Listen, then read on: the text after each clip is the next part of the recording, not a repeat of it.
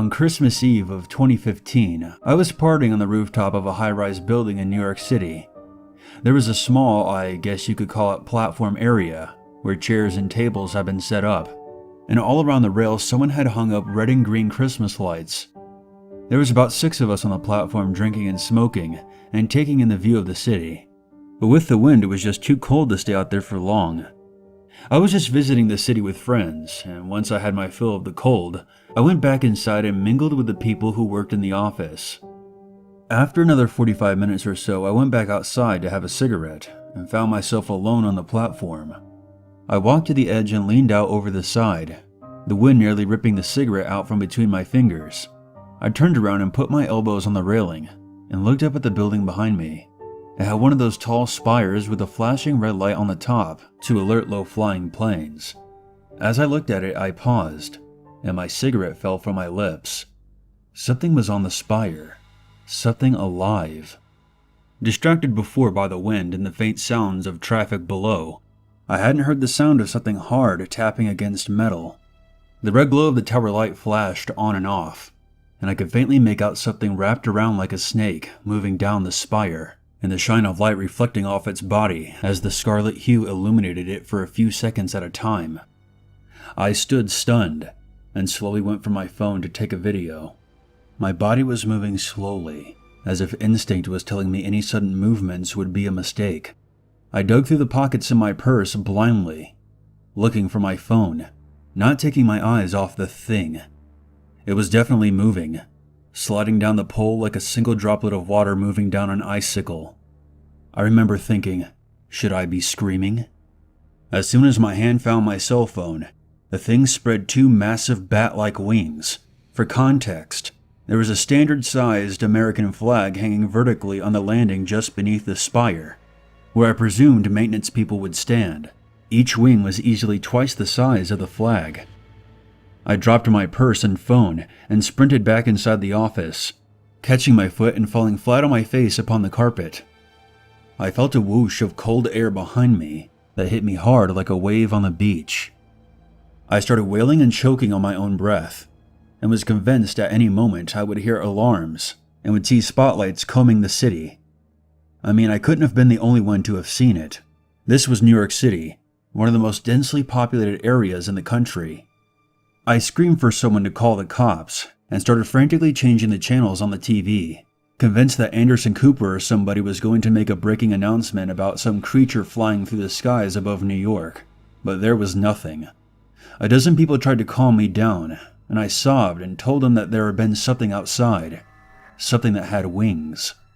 I went into the bathroom and vomited, not because I was worried about the creature, but because everything else happening around me seemed so normal, and no one was reacting. Someone ended up calling an ambulance for me, and the attendants checked me out in the hallway, but I was fine. I wasn't even close to being drunk. I made quite a scene at that party, and I have not been invited back. They call me the Dragon Chick, and no one believes my story. My therapist told me that I should write all this down to reflect upon it, and try to make sense of it. This is the 5th time I have, and nothing is becoming any clearer.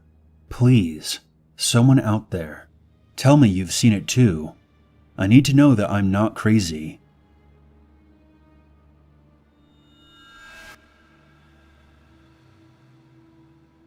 On Christmas Eve in 1989, I was traveling through Mexico City in my boyfriend's car.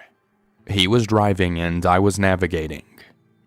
There were Christmas decorations up along the streets and most of the traffic was moving at a snail's pace, taking care not to hit the dense pockets of people walking up and down the street. We were in a hurry though, so my boyfriend turned off one of the main roads and we cut down a side street to avoid the congestion. We made a few more turns and suddenly stopped when we realized we didn't have a clue where we were. I opened the map while my boyfriend put the car in park and lit up a cigarette. I was tracing our route on the map to backtrack us when something struck our car hard on the front side right next to me. I caught a glimpse of a figure slam into our windshield and bounce forward off the car. I cried out in shock while my boyfriend stuffed his cigarette in the ashtray and stepped out of the car. This is where the experience became strange. I've never shared this before with anyone other than my closest friends and family who I trust. While my boyfriend was climbing out of the car, I saw the figure who struck us stand up awkwardly, holding his head and limp across the street. My boyfriend completely ignored him and bent down to look at the front of the car. I rolled down my window and called out, "Hey!" to the man as he limped away. My boyfriend, thinking I was yelling at him, called back to me, "Don't get out." I called back, "What? Why?" And my boyfriend stood back up and I noticed blood on his pants from where he had knelt down. "He's dead," my boyfriend said, and he rubbed his face. "What? No, he's not, I turned and started to point in the direction the man had limped away in, but he was gone. I got out of the car and stood up. I saw enough to understand what my boyfriend meant. The man we had struck had flipped off the windshield and caught his head in a storm drain. His neck was very clearly broken and he was bleeding heavily from 2 different compound fractures in his legs where he had struck our car with his bike. The bike itself was lying on its side by my feet, the front wheel bent sideways and the back wheel still spinning. I was in shock and kept jerking my head back and forth down the street the man had limped down on and the figure at my feet. It didn't make sense. They were wearing the exact same clothes. "How many people did we hit?" I asked my boyfriend. He looked at me like I had hit my head. "Only one," he replied. Then he started waving his arms to flag down a police car. I sat down on the sidewalk and stared at the ground, feeling like I was going to be sick. I wasn't crazy. I hadn't seen a ghost because I had seen the shadow of the man cast on the stone wall behind him as he stood up and limped away. But there he was. The exact same man who had stood up right there on the ground in front of our car. The police blocked off the area, examined the bike and our cracked windshield, and determined the guy had been speeding down the hill on his bike and struck us without applying the brakes. They asked me what I saw, and the best that I could do was stammer that it happened so fast. I thought we had hit 2 people. We got a ride from a family member to my boyfriend's house, but I was still in such a state of shock that I couldn't even touch the dinner that had been prepared for us. People have since asked if the man who stood up was bloody or if I could see the whites of his eyes. Honestly, I don't recall seeing either. All I could say with certainty is that he stood up, held his right hand to his head, and limped away. He didn't react to my boyfriend stepping out of the car. I don't know if I believe in ghosts or life after death, but if that's the case, this man was physically reacting to the impact that had killed him, seeming not to have noticed that he was dead. Occasionally I dream about that night and that impact, but in the dream I never see the man stand back up. I see a bright flash of light and then nothing. No details of the man himself after the hit. I never even found out the man's name. It was the worst Christmas of my life.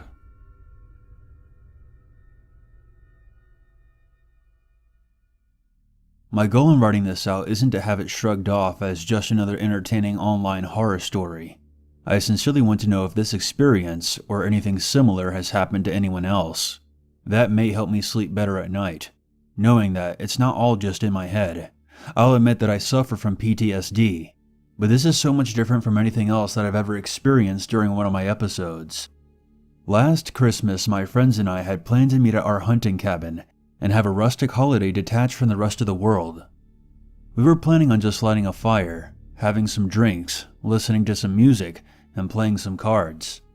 I arrived at the cabin first, just as the sun was starting to set. The cabin was set alone on the top of a rocky slope overlooking the highway, so I turned on all the lights so it could be seen from the road. I got the fire going and threw the beer into the icebox to chill. It had snowed the night before, so after I warmed up the cabin, I went outside and shoveled some openings by the driveway for the cars to park in. The entire time I was outside, I had that feeling that I wasn't alone. Not necessarily that I was being watched, but that someone else was on the property. I shook it off as paranoia. Unless they were here for the cabin, there was no reason to be this far up the hill. There was nothing else around except for trees and power lines. I went back inside and noticed a couple of missed calls on my cell phone. My friends had called me to tell me that they were on their way, and that they would be there within the hour. I got the food going in the oven, and brought in some more firewood. I had been sitting down for about half a minute, putting my feet up when I heard knocking at the window. It was a harsh rapping, clearly someone that was trying to get my attention. I paused and looked up. The noise hadn't come from the window around front. It came from the back window near the kitchen sink. It was the exact opposite direction that someone should be approaching from. That side of the cabin faced the woods. I stood up slowly and walked over to the window and peered out, half expecting to see one of my friends pranking me, but there was no one at the window. I peered out across the small area behind the cabin, and I couldn't see any movement. I walked over to the back door and opened it, shining a flashlight out into the misty gloom, and by the trees, I noticed an outline of a figure. I called out, "Hey!" and took 4 steps out into the snow when I stopped. The crunching of the snow beneath my feet was as loud as fireworks, and I glanced down at the tracks I made leading away from the front door. Then I slowly turned the flashlight beam over to the spot beneath the kitchen window. There was no tracks at all. For about 10 seconds I just stood there, looking back and forth between the trees and the window. I then turned around and marched back inside, slamming the door behind me. I set the flashlight down, furious with myself, convinced I was having another episode, sensing danger where there was none, being distracted by stray shadows and sounds. I sat back down in the chair by the fire as another rapping sound came from the front door. I heaved a sigh of relief, presuming that some of my friends had arrived. I stood up and opened the door. There was nothing. None of my friends were at the door. No cars parked in the yard. No footprints in the snow. I felt a cold sensation sink into the pit of my stomach that had nothing to do with the weather. Someone was out there, taunting me, distracting me maybe, keeping my attention away from the other side of the house. I was suddenly convinced that someone was trying to break in. I grabbed my sidearm from my bag and picked up the flashlight again, and I searched both bedrooms, the bathroom, and the small closet where the water heater was kept, clearing any place where anyone could be hiding, making sure all the windows were locked. As I moved back into the living room, I glanced out the side window and saw the shadow of an adult man, maybe 5'7", cast itself across the front lawn by the glow of the porch light. I had him now. I flung open the front door and pointed my weapon. But again, there was nothing. No figure, not a whisper of movement, and no footprints in the snow. I held my ground. I wasn't crazy. That hadn't been the shadow of a tree. It had been a person. Head, neck, shoulders, and torso. I knew it had been. I scanned the yard with my flashlight, going over every inch. No footprints except for my own. The back door then slammed behind me. It didn't shutter. It didn't swing shut. It slammed. I spun around and nearly fired off a shot. I then sprinted to the back door, flung it open and aimed, only to be greeted by the single set of footprints I had made before. I shut both doors and locked them, shut off all the lights until the place was only illuminated by the fire. I put my gun in the filing cabinet, locked it, then dropped the key in a jar. I sat there by the firelight for another 25 minutes, listening to pounding noises from various windows from across the cabin, forcing myself to ignore them and remain calm. I didn't catch a glimpse of any other shadows from outside, but I wasn't really looking. I saw the headlights of my friend's car pull in. I stood up, turned all the lights back on, and greeted them at the door, as if nothing was wrong. For the rest of the night I drank with my friends, and kept a smile on my face, not giving any indication that anything was wrong. We decorated a mini tree and played cards and had fun. That night I slept on the couch and ignored the sound of footsteps walking across the roof. Now I would have dismissed all of this as just being in my head, and I wouldn't have taken the time to write it down and share it with you if it wasn't for what happened the next morning. I was making coffee, and my buddy came back inside after having a morning cigarette. His wife calls out to him from the bedroom and asked him if he saw anything. I asked what they were talking about, and he replied, "We heard the sounds of footsteps on the roof last night, but there were no footprints up there through the snow."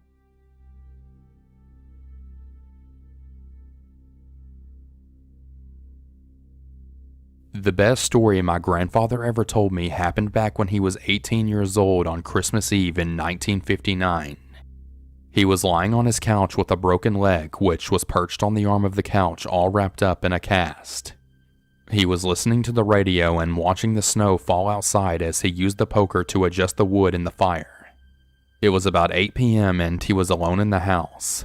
His family lived on a farm in the middle of nowhere in Kansas, and his father and brothers were across the property in the barn, roughly about a mile away. He doesn't recall where his mother was. He was reading something in the newspaper about President Eisenhower when there came a furious pounding at the door. An enraged voice screamed from the other side of the door that Owen, my great-grandfather, was going to die tonight.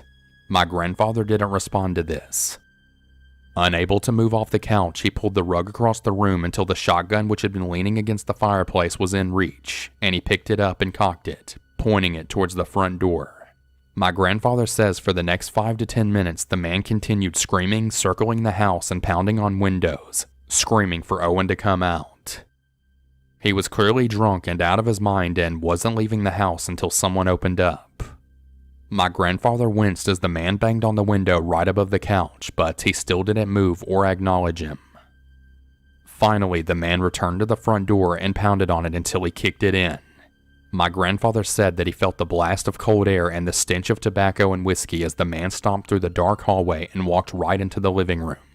He was a tall, lanky guy with brown teeth and an uneven gray beard, like he had only shaved part of his face. The guy's eyes were as big as hubcaps and he was barefoot, which was crazy as it was snowing outside. For about 10 seconds, the guy didn't even notice my grandfather, but was glancing around the room quickly, his eyes darting back and forth like a rat until his eyes fell upon the couch. He saw my grandfather, he saw the shotgun, and he froze like a deer in the headlights. My grandfather cocked the hammer back on one of the barrels. He had him dead to rights and the intruder knew it. My grandfather snapped, "Get the fuck out!" The man took a step back, looking more enraged than afraid. "Where's Owen?" he hissed. "Get out!" my grandfather yelled. The guy turned around, walked into the kitchen, and dug through the pantry until he found a pint of whiskey. He even turned around and looked back into the living room just to make sure the shotgun was still up. He threw back the whiskey, dropped the bottle in the sink, and walked out, calling back over his shoulder, "Tell Owen I said Merry Christmas." Once the guy was outside, my grandfather heard him knock over the pile of firewood by the steps. After another minute, he smelled smoke and realized the guy had set fire to the pile, likely intending to burn the house down. My grandfather hobbled over awkwardly, shotgun still up, barely able to hold it straight on his bad leg, and peered outside. The guy was gone, but there was so much snow around the fire and so much icy wind assaulting it that the fire was already nearly out. When Owen and the others got back and saw the charred marks on the front stairs, they asked what happened, and my grandfather told them everything. Owen flew into a rage, took the shotgun, and followed the guy's tracks out across the fields with a lantern. He didn't come back until Christmas morning when the family was all gathered in the kitchen for breakfast. Owen tossed the gun down and hissed that the fucking thing hadn't even been loaded. When my grandfather asked if he got him, Owen nodded and responded, "Oh yes." And that was it. He never got my great-grandfather Owen to report exactly what happened or even know how he knew the man. My grandfather said that he never saw the stranger ever again. I asked him if he thought Owen had killed him, and he responded, "I'm almost positive that he did." When I asked, "But how did he do it with no ammo in the gun?" my grandfather looked back at me and said, "There's dozens of ways to kill a man with your hands."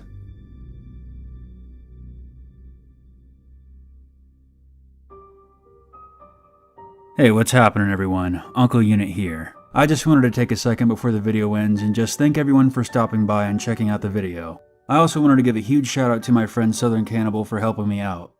For those of you who don't really keep tabs on what's going on in the horror community, for a while YouTube was demonetizing horror channels left and right, and Southern Cannibal was one of the first channels to experience this. I think it happened around 6 months ago, and I'm happy to say that most of the channels that got affected by this now have their ads back. And I'm really happy to see that Southern Cannibal is back on the ball again. He's uploading more videos now. He is an excellent storyteller. I consider him to be a very good friend of mine. He's a really cool guy. Please check out his channel when you get a chance. And again, a big thank you to everyone who supports this channel, who supports the horror community. Without you guys, we couldn't keep this going. I hope everyone has a very happy holiday, and I will see all of you in the next video. But you guys have to remember one thing from me. I want you to remember this when you're opening up presents, when you're sitting around a table eating dinner with your family, when your parents tell you to take down the trash, when you're up at night staring at your cell phone screen, and that is to always, never forget. There's always a reason to be afraid.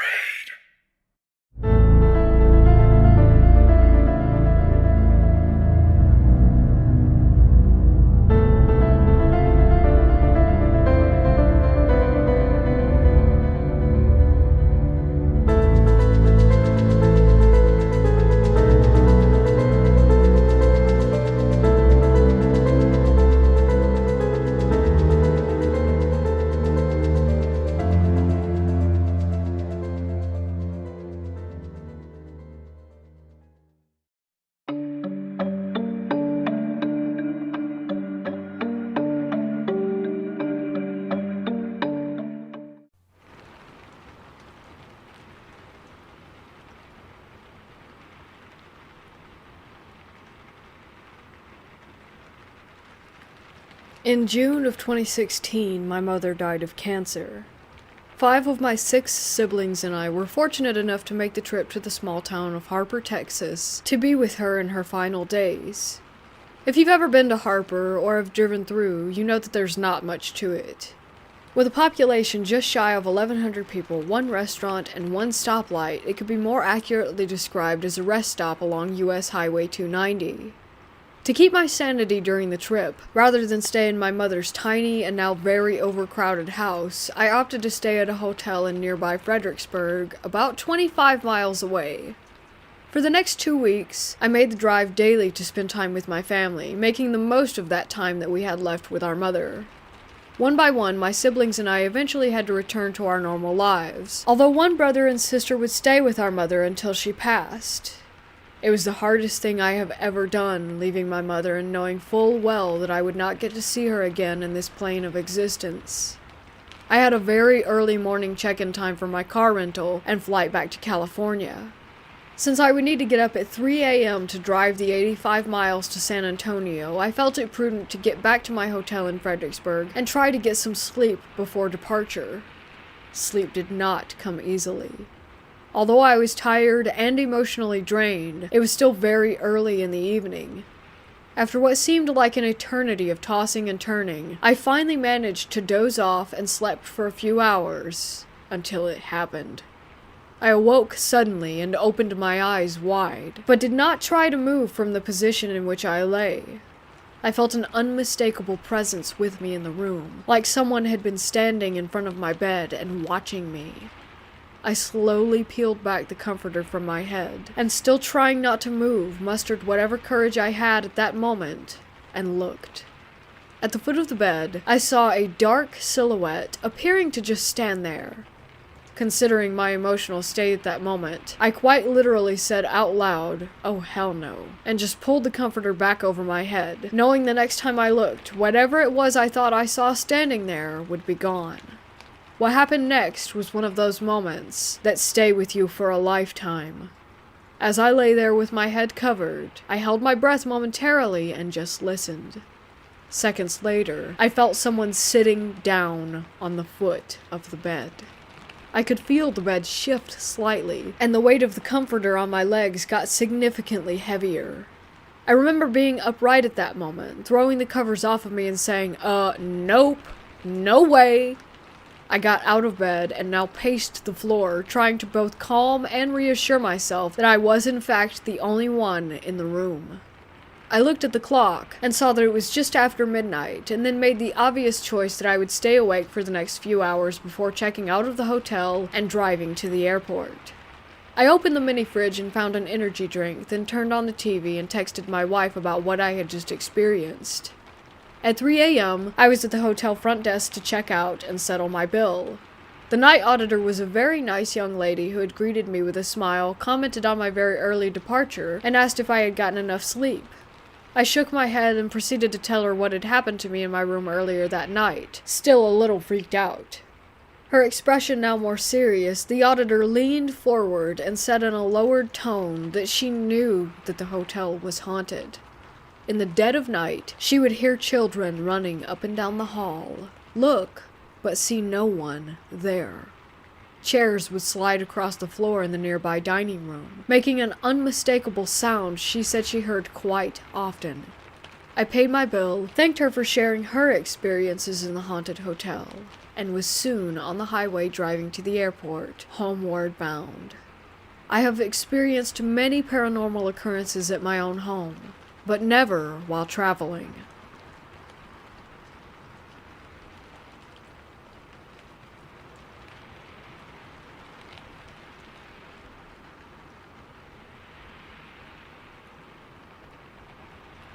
If you lived in Canada, then you know that there's a lot of countryside out here, along with forests. Most of the abandoned buildings you might come across are found there. I was 16 when this happened. I grew up mostly in the rougher part of the capital. Yes, even Ottawa has its tough spots, and one is known as Vanier. While it's no Detroit, it's still where most of the poor, along with other drug addicts and homeless, live and stay.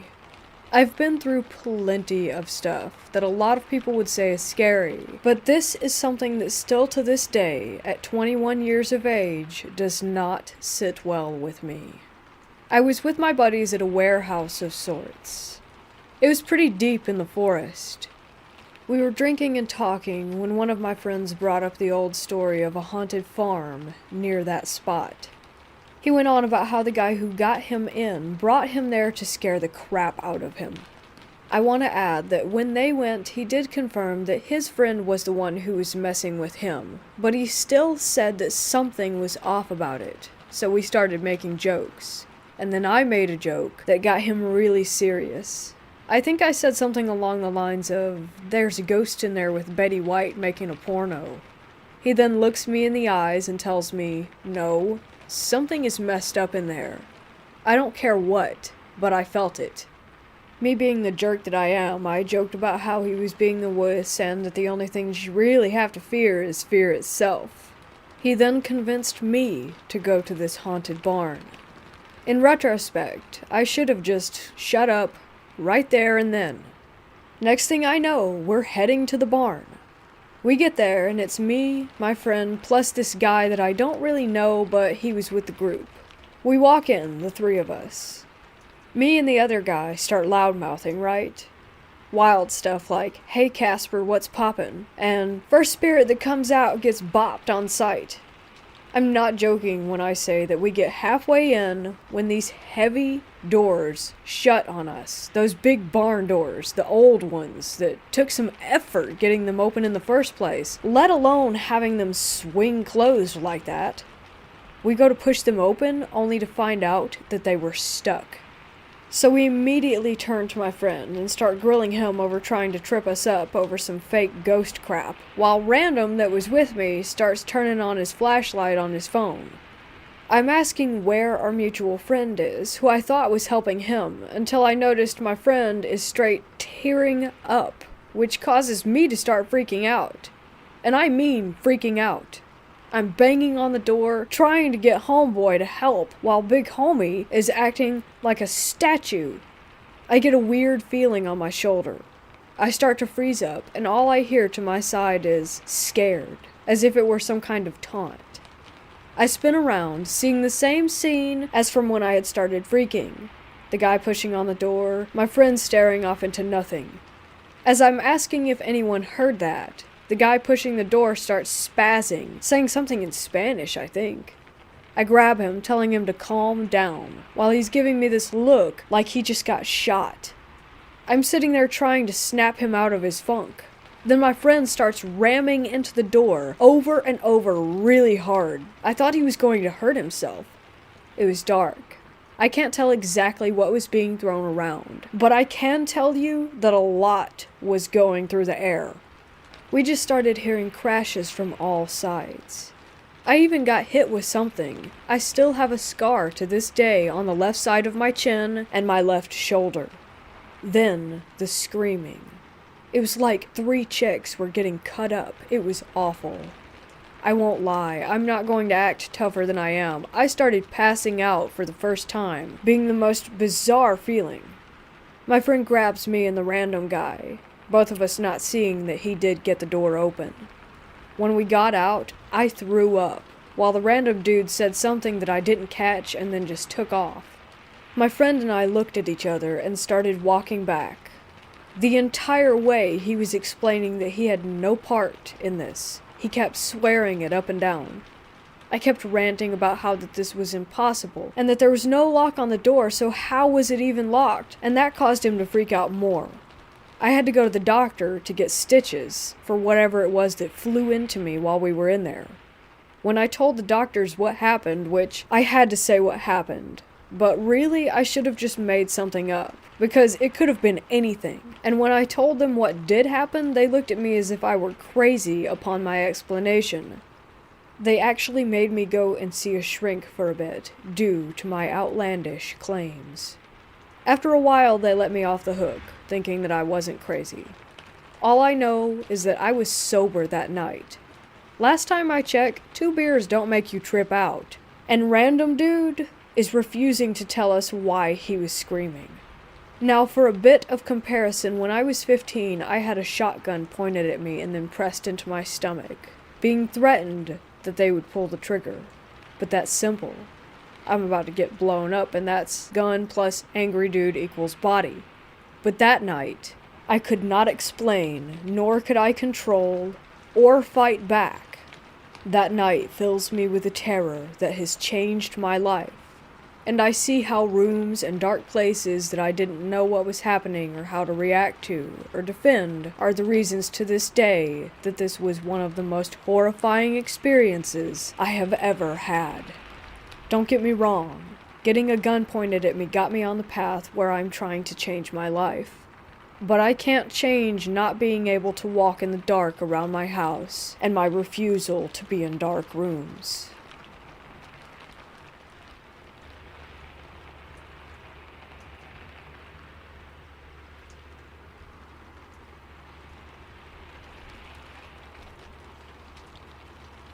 Myself and a few friends go on a road trip every summer to visit haunted places. In 2018, we stayed at a haunted hotel in the northeastern United States and had to sign a safety waiver just to stay there.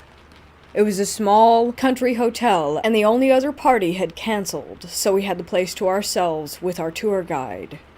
We had a spirit box type of device, which I've been skeptical of, but we all carried on conversations. There was a moment where I heard my name through the box, when I had never said my name, and even said my full name. I prefer a shortened version. We spent a lot of time upstairs in a room where the quote-unquote ladies of the night would sleep, and I was prohibited from sitting on the bed by a spirit that was allegedly the ladies' bodyguard. I sat down only for a few seconds, and as soon as I stood, the bed lifted up and dropped, scaring the hell out of me, and at least one of my friends witnessed this. We went upstairs to an unfinished floor that was under renovation. There was an old ornate chair that was used by a notorious Irish mafia hitman that stayed at the hotel frequently. We went in a circle saying our names to see if the spirit, Joe, would let one of us sit in the chair. I said mine, and a light that we were using started to flicker like crazy. This is especially odd because I have red hair, and as far as I know, I was the only one in our group of Irish descent. Our guide asked if he was sure that he wanted me to sit there, and he replied, "F yeah," through the box. I took the invitation and sat in the chair, and oddly enough, I felt some kind of strange power surge through me. I eventually stood and thanked Joe, and from the spirit box I heard, "You're welcome." Later that night is when the real event happened. Our guide said, "Now, I don't normally do this, but since there are only 4 of you, I'd like to take you down to the morgue." It wasn't so much of a morgue, but it was stone walls and a dirt floor, and it was cold as hell. We were in a corner of the room when our guide said, "I don't want to scare you, but there's something standing right behind you." I saw a shadow on the wall, but it was cast by my friend B. That's when B moved to the side, and there was another shadow underneath his. It was taller than anyone in the room, and gave off an intimidating presence. I looked back, and saw no one standing in front of the light source, and when I looked back again, there was no shadow. I've always been skeptical, but believed in the supernatural to a degree. Believe me when I say that basement had something seriously dark down there. Something evil. I have never felt so vulnerable in my life. The whole night we felt like we were being watched, and could hear footsteps around the hotel. I'd love to go back and get some more evidence someday. I've done paranormal investigations for a few years now, but that one night stay at that hotel was enough to completely convince me. There is definitely something beyond death, and perhaps the most terrifying part, not everything on that side is friendly.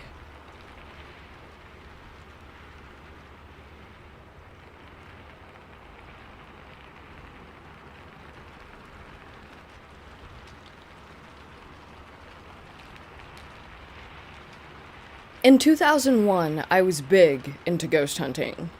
I was looking online for a haunted weekend road trip destination and came across the Jefferson Hotel in Jefferson, Texas. About the only thing it said was that room 19 was quote-unquote uninhabitable.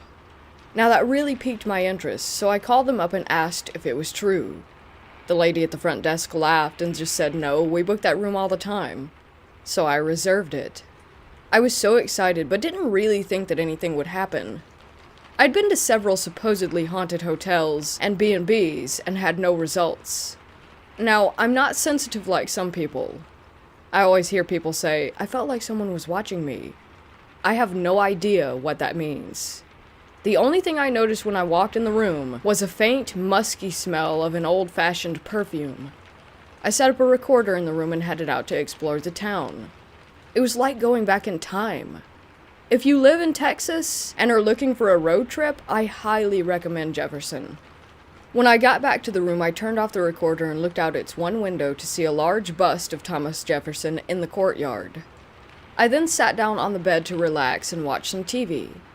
After a bit, something caused me to look back up at the window, and I saw something. A red smudge on the glass. I frowned and got up to see what it was. I hadn't noticed any red smudges earlier. I looked closely. It was more like a streak of red in a greasy substance of some sort. Then I noticed more streaks, and then more. I gradually began to realize that these were letters. My heart began to race as I backed up to take it all in. These streaks of red were spelling out, "Help me." I kind of just collapsed on the bed, my heart still racing. I knew without a doubt in my mind that those letters were not there 15 minutes earlier.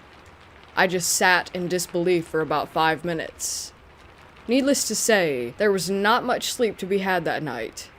As I left the hotel the next morning, I was disappointed to see that there was no one behind the desk. I really needed to talk to someone. I left a note about the writing and said that I would call them on Monday. When I called, I told the woman who answered who I was, and she said, "Hold on just a moment." She put the housekeeping lady on the phone. I asked, "Did you see it?" She said, "Yes, I saw it." And then she said, "Just before you arrived, I raised the blinds and turned on the AC. There was no writing. And the strangest thing was when I attempted to clean it off. She said that it was like the letters had been engraved into the glass." I told her that I was freaked out, and she confirmed that she was too. By the way, on the way home I listened to the tape that I had had running in the room while I was gone. What I heard was the sound of the closet door angrily slamming several times and something shuffling around. But what really got to me was the sound of a woman sobbing.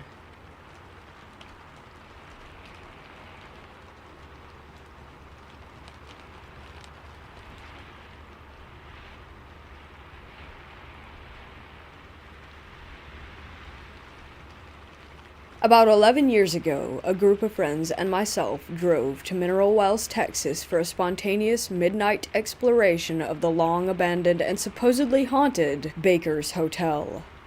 It was incredibly creepy inside. The place was pitch black and littered with old pieces of dusty, moldy furniture and decor from the 50s and 60s, whenever it was last operating. The first thing that freaked us out was that it sounded like the building was breathing, and loudly. Turned out it was just flooding in the basement that was echoing through the elevator shafts. Anyways, we started exploring everywhere. By the time we got to the 7th floor, we were a little disappointed that nothing weird had happened yet. The adrenaline was kinda wearing off. We started walking down this long hallway on the 7th floor, peeking into various rooms and peering around with our flashlights.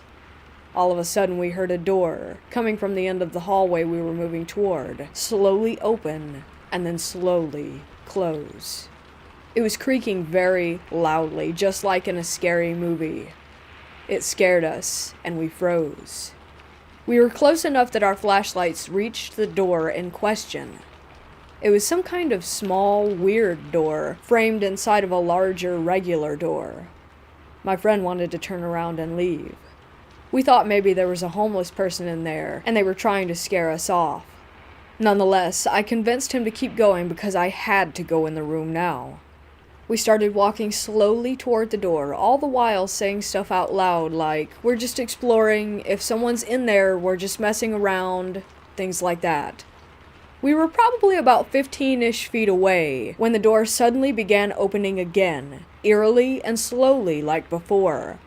However, this time, it slammed shut, right in front of our eyes.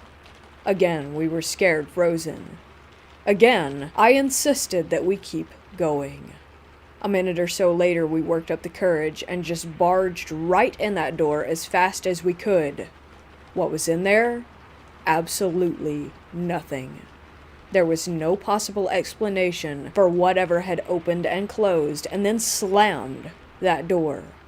There were no cracked windows allowing for the airflow from outside. There was nothing. We shut the door behind us and sat down in nervous disbelief, and then chain smoked a couple of cigarettes each. We finally left and actually went through the rest of the building.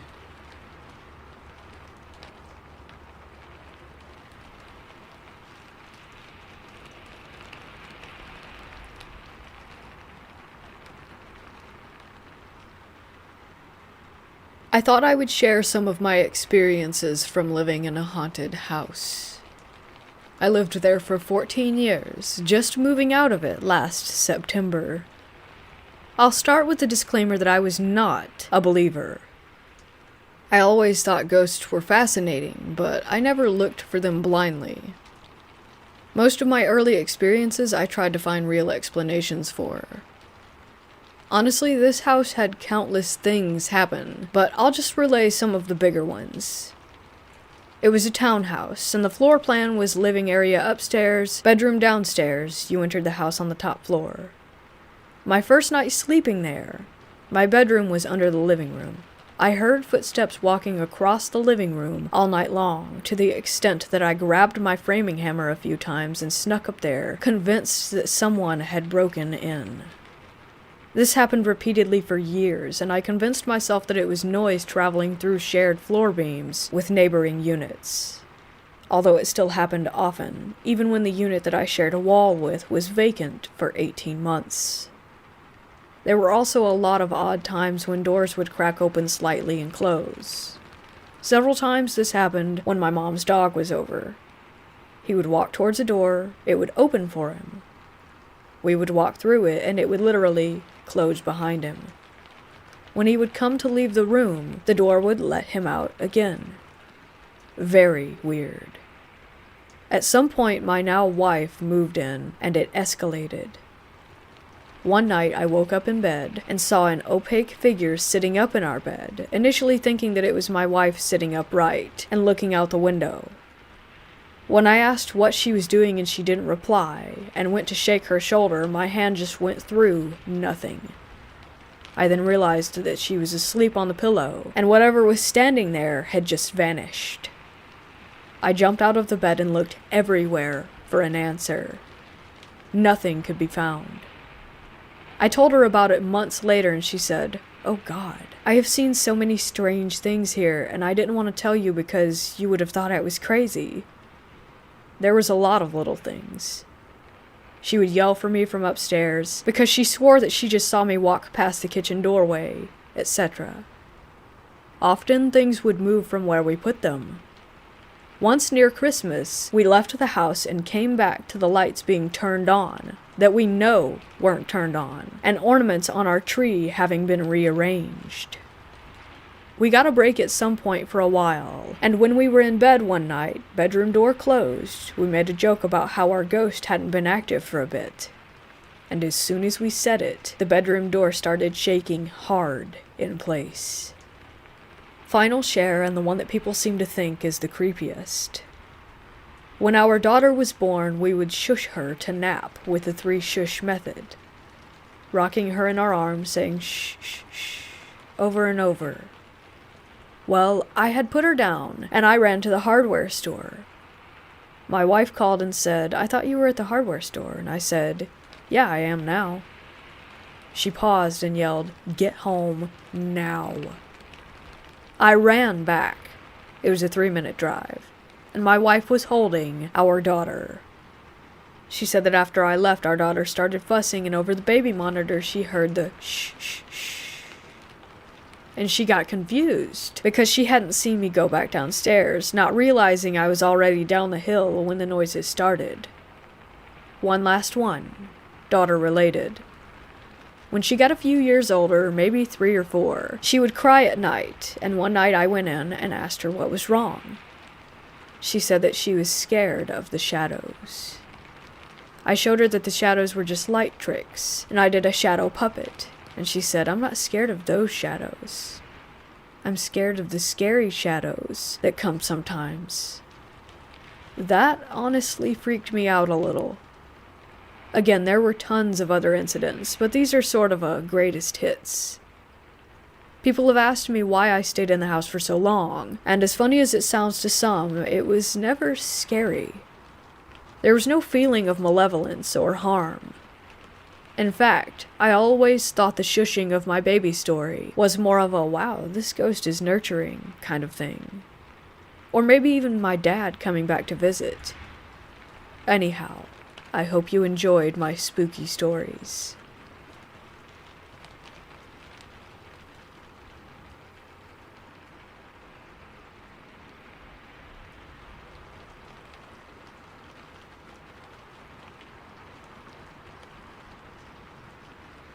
My parents have owned a tavern/restaurant for 14 years in my small town. My father is someone who likes to start new projects and is a well-known person in our town. One day he was contacted by the local realtor to offer my father a private showing of a historical hotel that had been up for sale. This hotel has been around for decades and went from hotel to restaurant to bar with little success. Everyone who had owned it before put it back on the market within a year. The bank had the title now, and the realtor told my father, if you don't plan to buy it and fix it up, they're going to rip it down. A lot of people in the town thought that the only person who could save it was my father, so he bought the hotel. My parents kept the downstairs bar and renovated the upstairs for apartments. This is when odd things started to happen. My father would come home almost every night with the camera footage to show my mom and I. The footage always showed an empty pool room with small, random orbs floating in the foreground. My father is a believer in the paranormal, but my mother is not, so her and I both chalked it up to bugs and dust. Although I will agree, the way the orbs zigzagged around the room was weird, but it still seemed like nothing. A month goes by and my father comes home early on a Sunday from working down at the hotel. He walked into the house, looking spooked, something my father rarely ever is. He detailed out how he was behind the bar, checking on receipts from the night before, when he heard footsteps approaching from the hallway entrance. We don't open on Sunday, but if someone my dad knew saw his truck in the parking lot, they would just walk in to see him. So he didn't find the footsteps odd at all. Without looking up from his receipts, he called out, "We're not open, but give me a sec." He heard the footsteps enter the bar room and take 6 more steps toward him before stopping. Taking another second to finish going over the last night's shift, he looked up and peered around the wooden support beam, and there was no one. He said he got out of there so fast, he doesn't even remember locking the door behind him. My mom obviously thinks he's crazy, but I am freaked. That place always gave me the creeps, but my father confirming my fears made me want to never step foot in that building again. 2 days ago, my mom had an experience there that sent her out the door faster than my dad. She was in the bar room before opening hours collecting the shift money from the night before. She wasn't there for more than 5 minutes before she started to hear the faint sound of music coming from the entrance hallway. She said she ignored it for a while, assuming it was one of the tenants upstairs. After collecting the money, she went to leave and the music started getting louder. She said it sounded like old waltz music, piano-based, and that it was clear as day. The further she walked down the hall toward the bedrooms, the more prominent the noise became. As she stepped in front of the women's restroom, she said it sounded like someone was in there playing the music on their phone. By this time, my mom was sufficiently freaked out and ran out of rational reasoning behind what it could be. Just as she was about to open the door, she said she heard the water turn on and off twice before she left the building.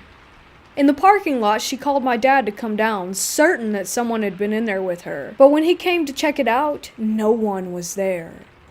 Now my mom is a believer, and we are both properly terrified of that creepy old hotel.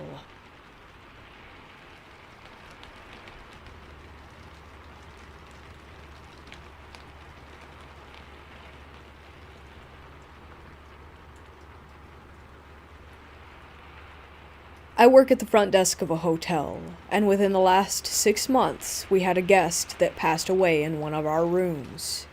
Because of this pandemic, my boss has blocked off the room, even after deep cleaning, just to be safe. Due to the hotel business not doing well, he also had a couple of rooms cut off from power, which means that none of the electronics are working for those rooms.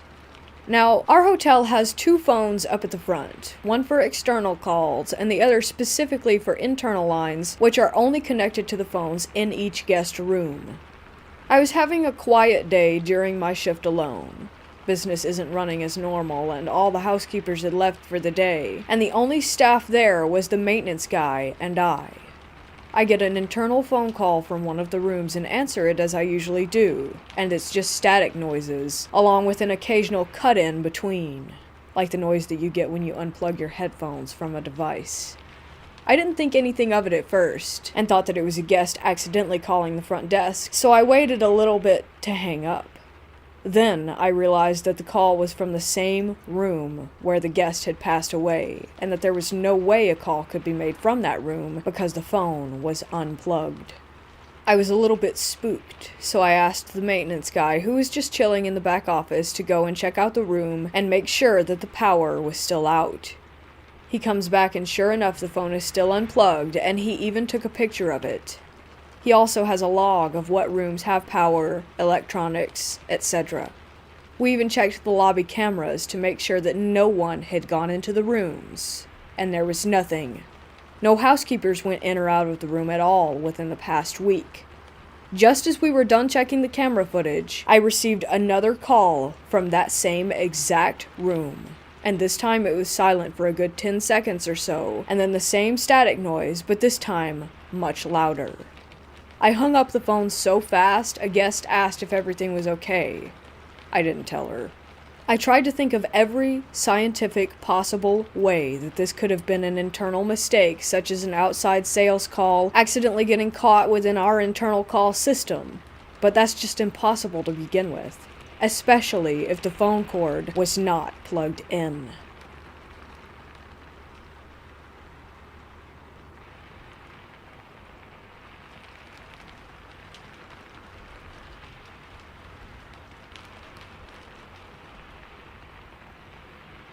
My mom and I both work at a very old, very haunted hotel.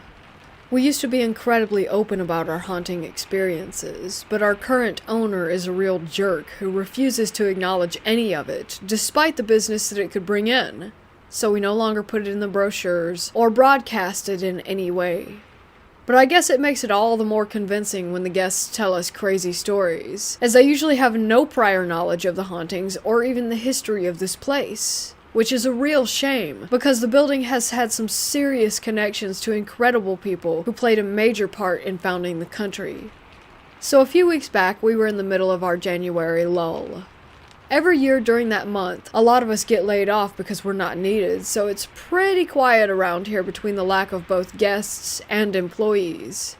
However, this night we did have 2 guests check in, both of whom were local, and they were celebrating a special occasion as the guy had flowers delivered to the room before they checked in. They went to the restaurant to eat dinner, and then went to their room shortly after 9 p.m. At 10:45 p.m., my mom was startled to see them standing at the front desk with their luggage, looking pale and terrified. They were very reluctant to tell my mom what had happened, but said that they wanted to check out now and not wait until morning. My mom has seen this look on guests' faces before and finally coaxed the truth out of the guy.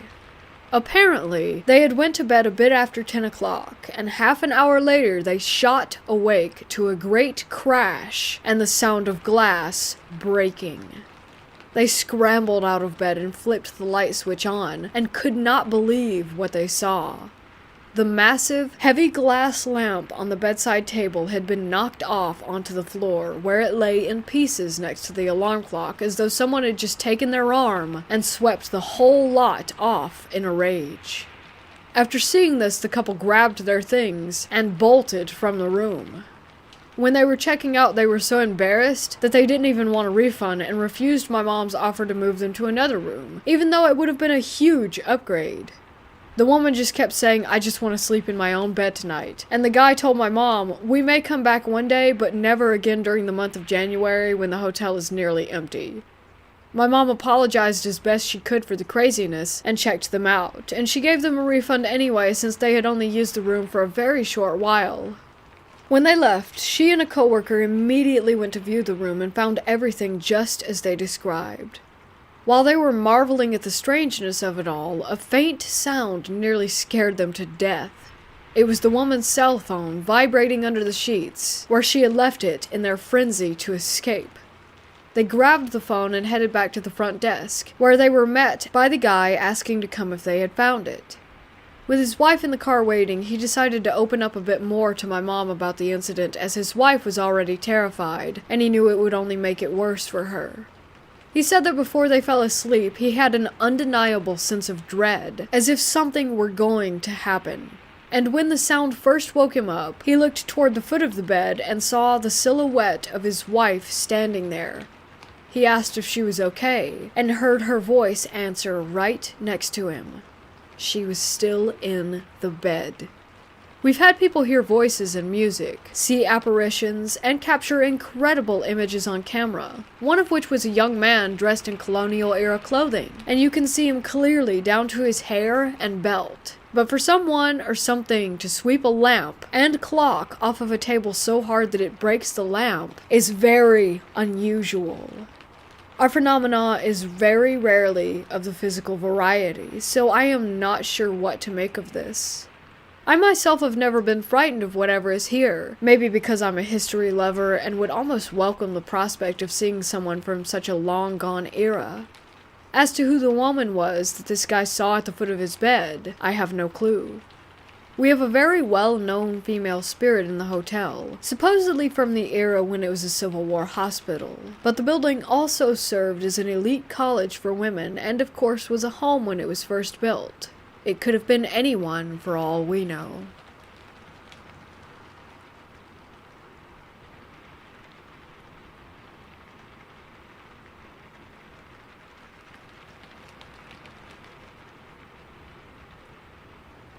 When I was a child, my family often spent the weekends or the holidays at my grandmother's house. As a typical traditional Malay house, the house was made out of wood and was quite huge. Not a surprise, since my father does have a lot of siblings, 9 of them. It wasn't just my immediate family. Most weekends or holidays, even my uncles and aunt would be there too, along with their family. Sometimes there would be around 50 to 70 of us inside that house. It was truly one of my fondest memories, where the entire huge family would sit together to have dinner or celebrate birthdays or whatever. One day, my grandmother fell sick. The doctor simply told us that her health was deteriorating since she was quite old at the time, but that she required no hospitalization. My dad and his siblings all made up their mind that my grandmother should stay with them. Every month, she would stay with a different one of her children at their house. I remember she stayed the most at my house, since it was the biggest at that time. I was happy, since she was a great storyteller and a great cook. In the meantime, my father and uncles hired a nearby neighbor to take care of and clean my grandmother's house every once in a while. Unfortunately, her health continued to decline. She told my father that she wanted to stay in her old home. At first, we didn't like the idea with her being alone in that house, especially with her declining health. After much discussion, my eldest uncle decided to build a house directly in front of my grandmother's house for him to stay in. In the meantime, they would rent a nearby house so that he or my cousins could visit her every day. My father and his siblings also agreed to hire a nanny for my grandmother so that she would never be alone. Fortunately, despite no one having been staying in the house for about 2 years, it was relatively clean. It had been almost a week since my grandmother returned to her own home. The weekend was coming, and my father decided to bring back the tradition of staying at my grandmother's. That Friday night, around 2 of us were there, and that night strange things began to happen. The first to notice that something was off were my cousins. They were all the daughters of Dad's youngest sibling. They were always cheerful, but at that time, I remember their faces almost always looking terrified. I chalked it up to them just being kids, which was ironic since I was only around 10 myself at that time. Then, as I walked past their bedroom, I heard through the thin wall that the girls complained to their parents that they had noticed a few shadowy figures, which had been all over the house. My uncle tried to convince them that it was just their imagination. I decided not to care much.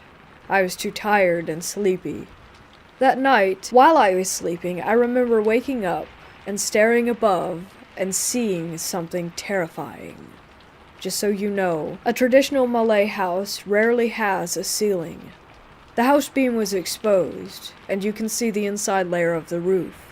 During my sudden awakening, I saw something like a shadow sitting on the house beam.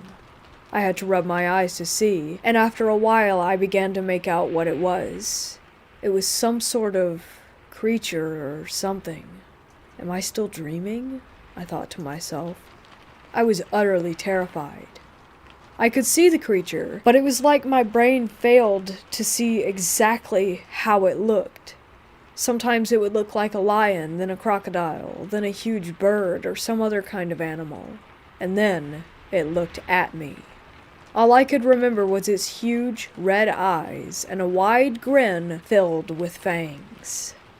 I tried to scream, but my voice stuck at my throat, and my body felt stiff as if I were paralyzed. All I could do was slowly pull up the blanket and hide my body underneath it, and force myself to go back to sleep, hoping that it was a nightmare.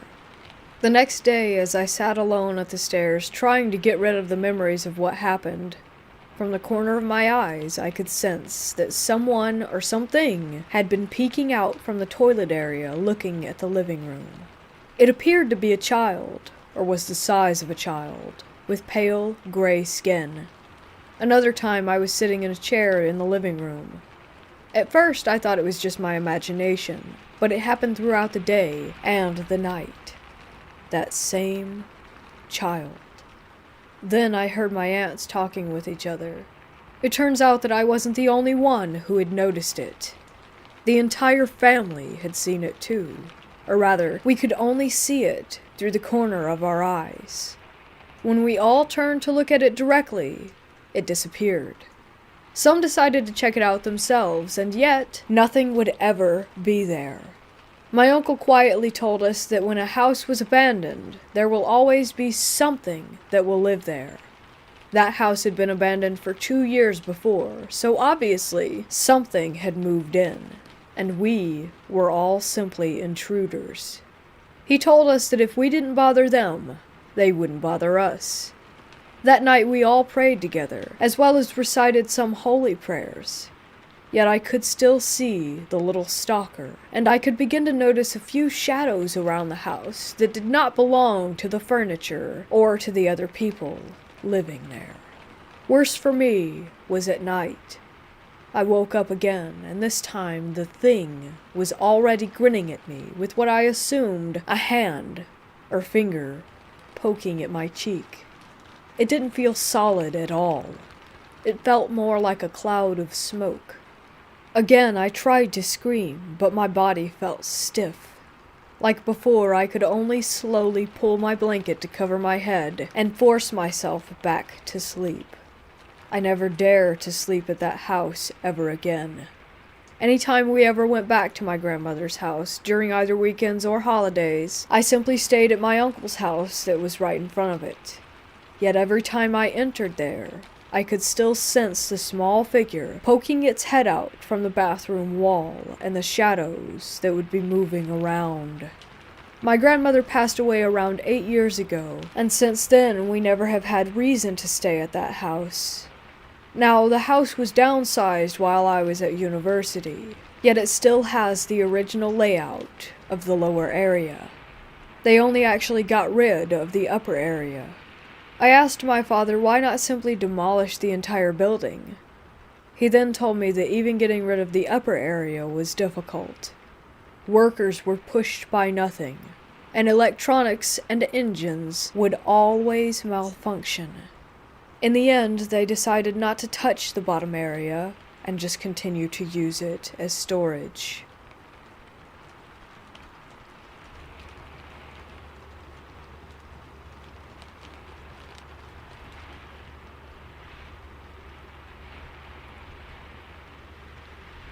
I, a 23-year-old female, just wanted to share what I would call my first real encounter.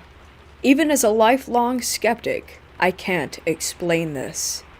If you're familiar with U.S. ghost hunting spots, you might have heard of the Copper Queen Hotel in Bisbee, Arizona. It has been open since 1902 and has been the subject of multiple paranormal investigations and shows, and there are supposedly 3 documented ghosts who inhabit it.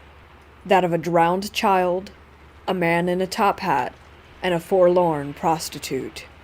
My boyfriend and I decided on Saturday morning that we would take a trip to make up for a missed birthday. We had never gone on a real trip together, so we didn't plan it well at all. We just realized that we were about an hour and a half from Bisbee and decided to book a hotel once we got there. We chose the Copper Queen because it was the most prominent hotel in the area and is right in the middle of everything.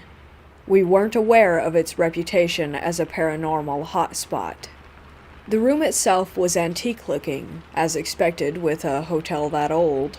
Yellowing wallpaper, splintering wood floors, dim lighting. The locks on the door were pretty flimsy, and you had to actively yank it shut or it would fall open again. We joked that it looked like the Tower of Terror. After a day of walking around, we came back to get changed. We heard a creaking noise, and I had Coop check under the bed, only half seriously, but I was still relieved that nobody was there. We grabbed a lighter and went out for a smoke, then came back, showered, watched TV for a little while, and then turned out the lights. The moment that we shut the lights off, there was a variety of clicks, creaks, and pops in odd patterns. It being an old room, and us being a logical couple, we figured that it was the old fan or the wall-mounted AC. I was just listening to the noises when I felt Coop freeze up next to me. "Is that you?" I responded no, that it was the AC. "Not that. Seriously, is that you?" I asked him what he meant and waited for a minute or so before asking again and again. Finally, he answered. "I was trying to listen, babe. I hear someone breathing." We reasoned that it was the room next door and settled back into our pillows, and then I remembered that there wasn't another room on that side. Our room was the first on the landing, and the side that we were closest to, the side that Coop would have been able to hear if at all, was the main staircase. Coop, being a 21-year-old boy, is blessed with the ability to fall asleep within seconds. I could hear him snoring, and his legs were over mine, but I was too anxious to sleep. I then felt the lightest tap on top of the quilt, just next to my feet. I froze, but tried to reason with myself that Coop had just twitched in his sleep, although his legs were still on top of mine. A few moments passed and I thought that I had imagined it, and then I felt a pinch/tugging motion at the same area of the quilt. I woke up Coop and demanded that he check under the bed again. I was still reasoning that there was a non-supernatural explanation for the events, and it occurred to me that although we had checked before leaving our walk, we hadn't checked after. The flimsy lock and the fact that the door was difficult to close made it seem likely that someone could have snuck in. Coop was too groggy to be useful, so I grabbed my phone, turned the flashlight on, and leapt as far from the bed as I could while crouching to check what was under it. Nothing. We were both a little freaked out by this point and agreed to turn the TV back on to drown out any weird noises. We turned on Futurama and settled back into bed for the third time. Again, Coop fell asleep within seconds. I was drifting off when I heard the audio on the TV kind of cut somehow. It suddenly shifted tone to where it sounded like a grainy VHS instead of a streaming adult cartoon. I heard a woman saying something about a phantom, and then a blood-curdling scream from the TV. At this point, I was too scared to open my eyes, so I steadied my breathing and pretended to be asleep. That's the last event that I could recall, and upon checking out the next day, the manager asked if we had experienced anything. That's when we Googled the hotel and found out its history of hauntings. So there it is. Nothing too crazy compared to other posts here, but I have definitely never experienced anything like that before and don't have an explanation besides the paranormal.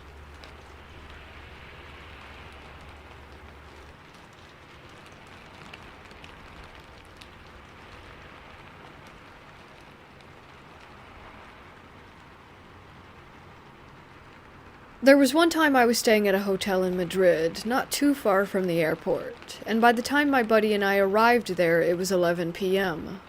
I had completely messed up the booking information because I forgot that we were losing a day by traveling from California. Since my buddy and I had arrived to the hotel so late, we were exhausted. Still, we were given our room number, a card, and sent up to our room. I noticed that the more turns we made down a hallway, the less lights worked. By the time we reached our room door, it was dark and scary. I didn't want to say anything, implying that I was feeling uneasy about the room because I was 24 at the time, so I had to be tough, and my buddy was 27. Once we opened the door, the room was bright and looked very modern. I felt a whole lot better upon entry.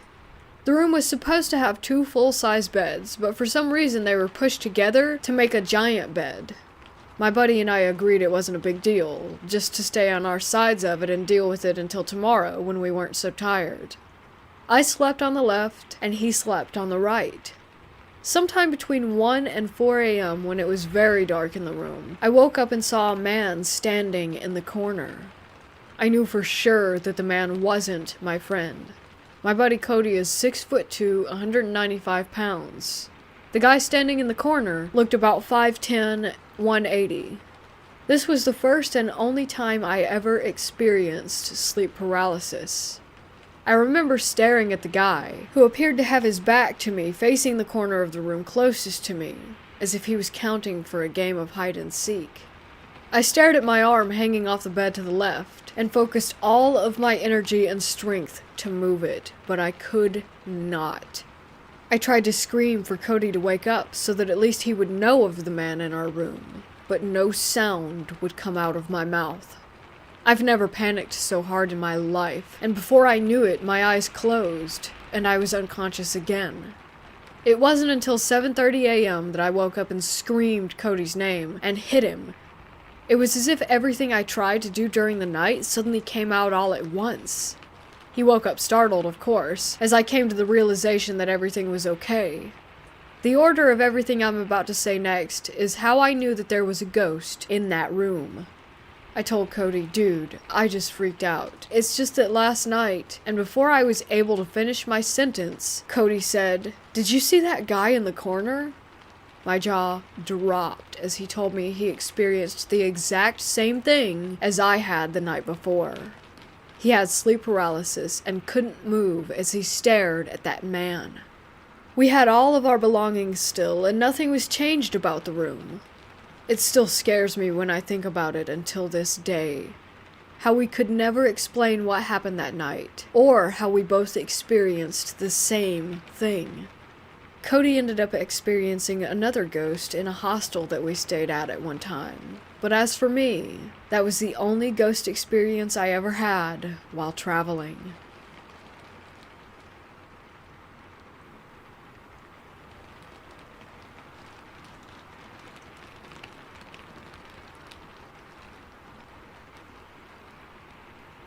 This took place in 2012 when I went to Rome for a vacation with my family for about 3 weeks. It was a week before I had to go back home, so my dad wanted us to visit the town that he was from, so his cousin drove us to the house that he owned. To give everyone some backstory, it belonged to a duke back in the day. But anyway, we got there and nothing seemed odd at all, except that when his cousin showed us where I and my grandmother would be sleeping, because there were not enough rooms and beds. I and my mom had to share a room with 2 single beds, and my dad slept with his cousin. As soon as I walked into this room, something felt off, because it was icy cold, freezing cold, and it felt like I was being watched. Even my mother felt the same thing, that something was weird about that room, because the other rooms in the house did not have that same energy. I even told my father that something didn't feel right, that I didn't want to stay there, that I wanted to leave, that I got a bad feeling being in that room. It was like my gut was telling me that something was there that was not supposed to be. However, it was enough to freak me out and just give me a bad feeling. The day progressed, and it was nighttime, and walking back in that room, I got really bad vibes, and I told my mother that I didn't want to stay there, that something just wasn't right, that I could feel it. She said, "Well, look, it's only for a night." As we got ready to head to sleep, she went toward the bed, and all of a sudden the bed fell, and it was almost as if someone had pushed it. It really scared me. It somehow landed near the fireplace in the room.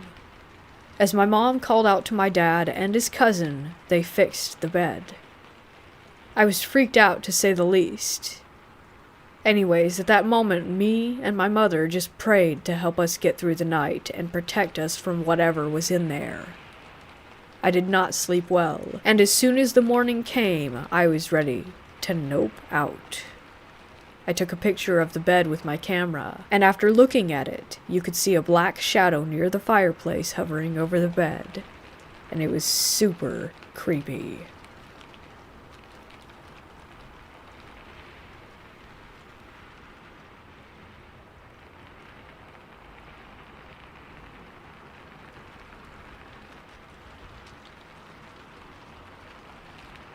When I was 15, I traveled to Europe with my family. We stayed in Ettal, Germany, in a small inn for a few nights. My parents had a double bed on the 2nd floor. My sisters had the double bedroom next to theirs, and I was lucky enough to have a single room all to myself at the far end of the hall. When we went to check into our rooms, as soon as I entered the hallway our rooms were in, I remember almost feeling as though I had walked into a wall of, I'm not sure what to call it, bad energy. I just felt so unnerved and uneasy in that hallway, but I passed it off as an overactive imagination. I slept the first night without any issues, other than just waking up a few times. The next morning at breakfast, one of my sisters mentioned feeling really uncomfortable in the hallway, almost as if the air were crushing her. That unnerved me even more, just knowing that I wasn't the only one who felt weirded out. Plus, she was an adult at the time, so it further cemented into my head that that wing of the hotel was odd. Later that night, I'm sleeping peacefully when at about 2 a.m., I'm woken by something ripping the covers off of me and being jerked about 2 feet toward the end of my bed by my ankle. At first, I thought someone had broken into my room, because when I turned toward what had grabbed me, a huge, looming black shape was visible in the darkness, as if a man were in there with me. I frantically flipped the light on, only to have there been nothing there. The window was locked from the inside. There was no one in the closet or the bathroom, and my room was also still locked from the inside. I stayed up the rest of the night, terrified. The next morning, we were at breakfast, and my sister mentioned that she was also up half the night because she thought she saw a person silhouetted against the wall of the room, but when she turned on the light, there was no one there. It was just a bizarre and creepy experience. We checked out that day, so I didn't get to experience anything else, but it still freaks me out.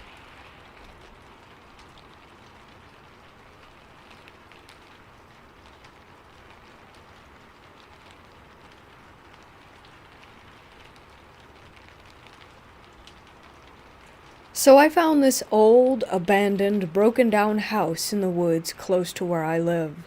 I've only lived here about a year. I was alone walking around it, trying to see if I could have a peek inside. While I was walking around and whatnot, I felt a bit scared, but I pressed on. I found a way in, but it smelled so much of mold that I just decided not to bother. Anyway, the point of the story. When I was about to leave, I felt this sensation of sadness wash over me. I stopped and turned around and looked at an open window of the house from about 10 meters away, and I swear that there was a woman who stood there being in pain from the state of her house. I stared and was almost about to cry for a few moments as I walked away, but then I stopped and looked back again. I almost felt drawn to the house, not wanting to leave. But as soon as I got away from it and was walking back home through the forest, the feeling of sadness left. On a side note, the day before I had walked through a part of the forest where a lot of trees had been cut down and a lot of branches and bark were scattered all over the ground. There I also felt such sadness, as if the trees themselves were crying. As I'm writing this, I realize that I sound kind of insane, but I have never really felt this way before, and I feel normal like one day later, like today.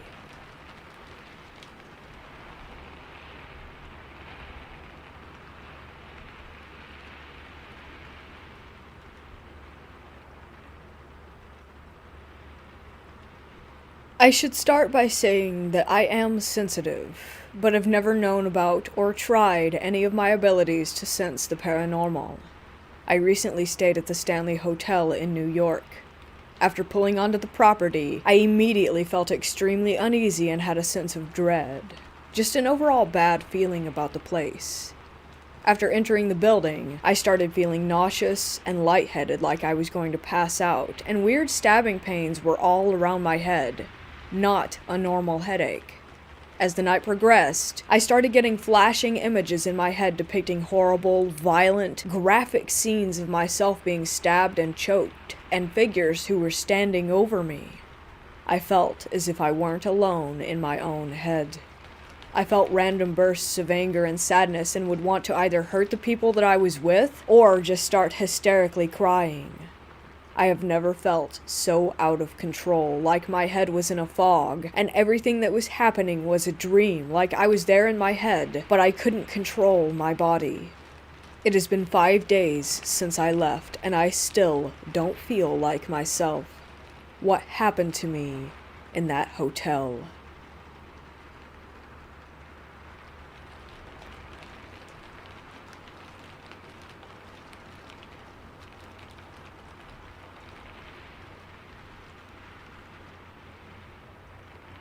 This happened about 3 years ago, but has really affected how I think about ghosts and the paranormal ever since. When I tell my friends, some of them find it very creepy, while others say they don't believe in any supernatural things, and while it is odd, they feel there must be some other explanation. I took a family vacation, me, my parents, and 2 siblings, over Christmas. All of us were already adults at this time, and while my family is agnostic and holds out judgment for the afterlife, none of us are religious or believe that there is a true afterlife with heaven or hell. That said, my parents thought it would be fun for us to stay at a haunted hotel in Jerome, Arizona on our way to a resort town further down the road. This whole town is supposedly haunted, but especially the hotel, which used to be a mental hospital that has long since been converted. We checked in and were given 2 of the most supposedly haunted suites because we needed 2 large adjoining rooms for everyone to fit. So far, everything was normal, until we got to the room. My mom and sisters suddenly smelled something they described as putrid in a spot in one of our rooms. I couldn't smell it, so dismissed it and moved on. We took a walk around the town, and I asked a bakery owner about the haunted stories, and she said it's just accepted that sometimes things fly off her shelves at home, but nothing hostile. Here is where the weird stuff starts. We signed up for the nighttime tour of the hotel in a largish group of people, and we were all given electromagnetic readers while we walked around and heard the stories of the mental patients that died there. Halfway through the tour, my dad and sister hear a sound and turn around to see the doorknob of the room next to them shaking and rattling incessantly. I didn't personally see it, so by this time I was getting bored. I always thought it would be cool if ghosts existed, but didn't really believe they can do anything to affect the physical world. I asked my sister to take some Instagram pictures of me in a cool-looking couch in one of the haunted suites, and she took some quick shots. I passed my hand over the table in front of me to pose, when I felt an extremely cold, chilling sensation in my hand and wrist, and told her to stop. When I looked at the photos, I was shocked. I have a series of 3 pictures where you can see that I'm switching around with a startled look on my face, shaking my hand, and there is a white cloud streaking through my hand and wrist in the photos that appears and disappears throughout the 3 frames. Needless to say, I was frightened. I was no longer willing to sleep on my own, so I took to bed with my mom. Yeah, sad, I know. My dad and sister slept a bit and went to walk around in the middle of the night in the boiler room where they said they had felt some weird stuff. I don't remember exactly what happened, but one of them felt a strong chill on their back. Meanwhile, I was sleeping and my mom suddenly woke and slammed her hand on the dresser. She said sorry and went back to sleep. She's never been a sleep mover, but whatever. I slept pretty deeply that night, but I kept being woken up by a super loud, clanking, rattling sound in the halls that sounded like the gurneys being wheeled back and forth. This is not a busy hotel, and in the middle of the desert. In the morning, my mom said she had a dream that there was a little boy and a young nurse talking to him. Then the nurse aged and became mean and scowling, and raised her hand to hit the boy.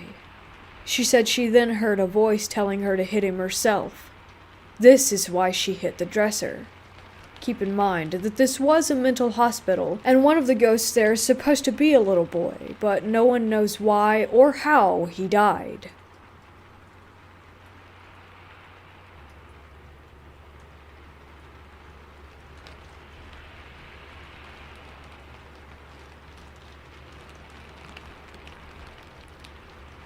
I've had a few unexplained experiences over the decades, but the Gold Hill Hotel is my favorite spooky tale. I was staying the weekend at the hotel with friends and my then boyfriend. It was a really memorable weekend because it was the Christmas holiday season and the hotel was decked out. We were all drinking and it was quite festive. There was a female jazz singer from San Francisco who was staying at the hotel and who played carols on the piano. My boyfriend went up to the room before me and passed out drunk in the bed. I followed not long after.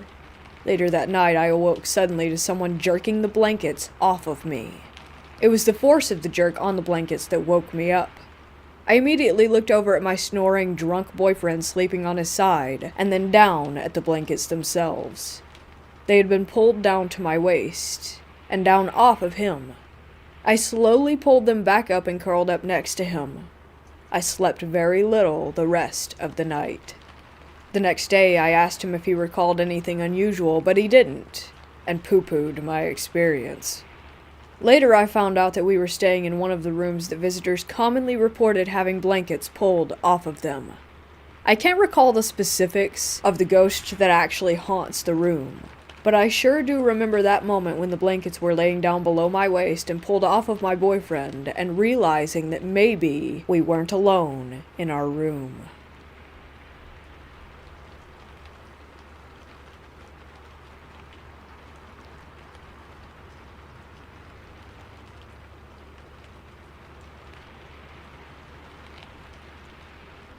My boyfriend and I decided to take an impromptu trip to Gettysburg and booked a decently priced hotel the night before. The first night I fell asleep no problem, but the second night, not so much. He had already gone to bed, and I had just shut the light off. As soon as the light was out, I could hear paper or bags shuffling around on our TV stand, and I thought that he had gotten up to look for something. I looked up, and of course no one was there, but I instantly felt terrified and felt the presence of someone standing at the foot of our bed. It only lasted about a minute or so, and then suddenly there was a loud bang, like a door being slammed in the room above us, and the feeling disappeared. When we got home, my boyfriend, who doesn't believe in the supernatural at all, extremely reluctantly brought up how the first night that we stayed, he got up to go to the bathroom in the middle of the night and immediately got creeped out and thought that someone was in our room. He went into the bathroom and felt like someone was standing directly behind him. Of course, Gettysburg has tons of history, but after doing some research, I haven't found much information about the hotel or what may have been there before. Whatever happened in our room didn't feel harmless, though.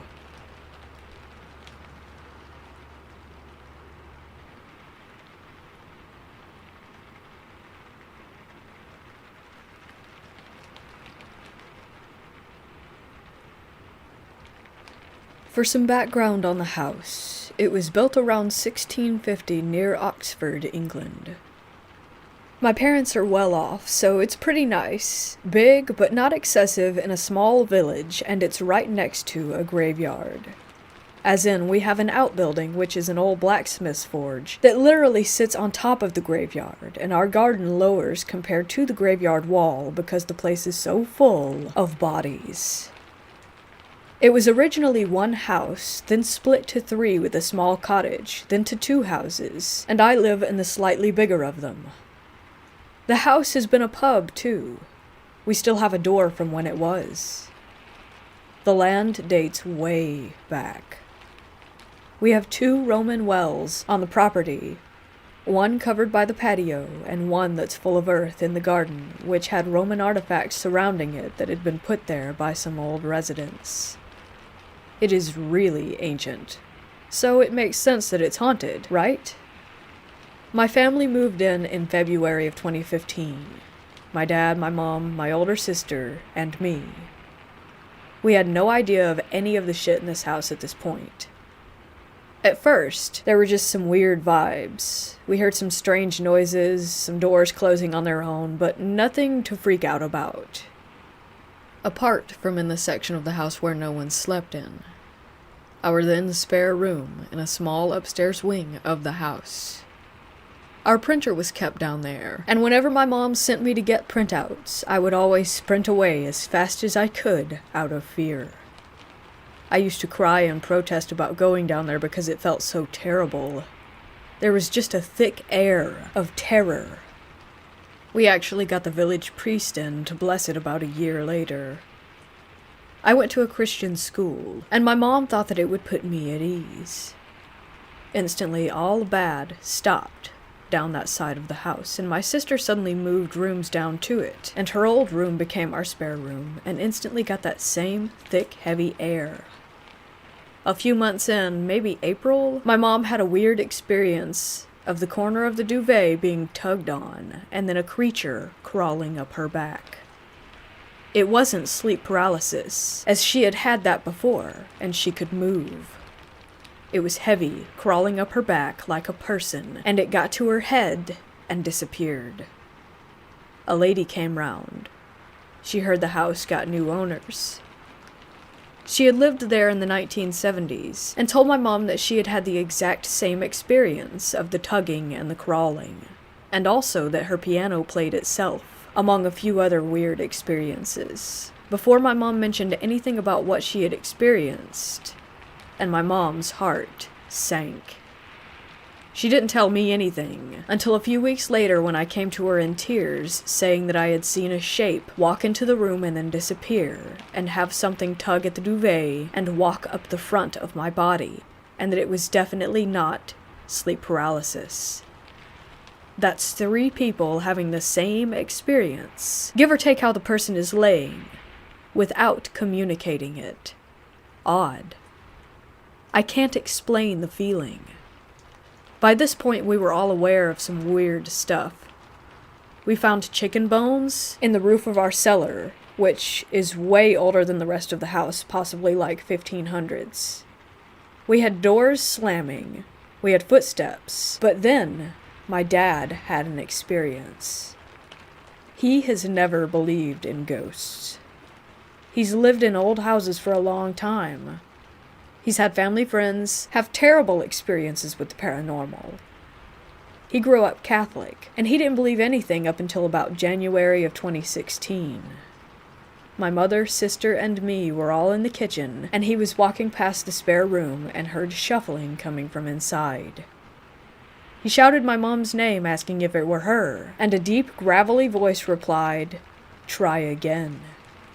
He ran down the stairs, white as a sheet. At this point, it was 2017, everyone had been through something in the house.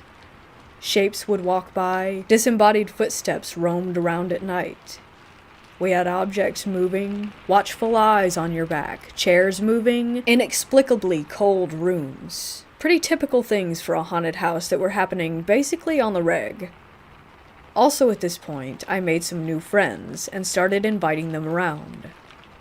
The spare room had a double bed, so that's where we would have slumber parties.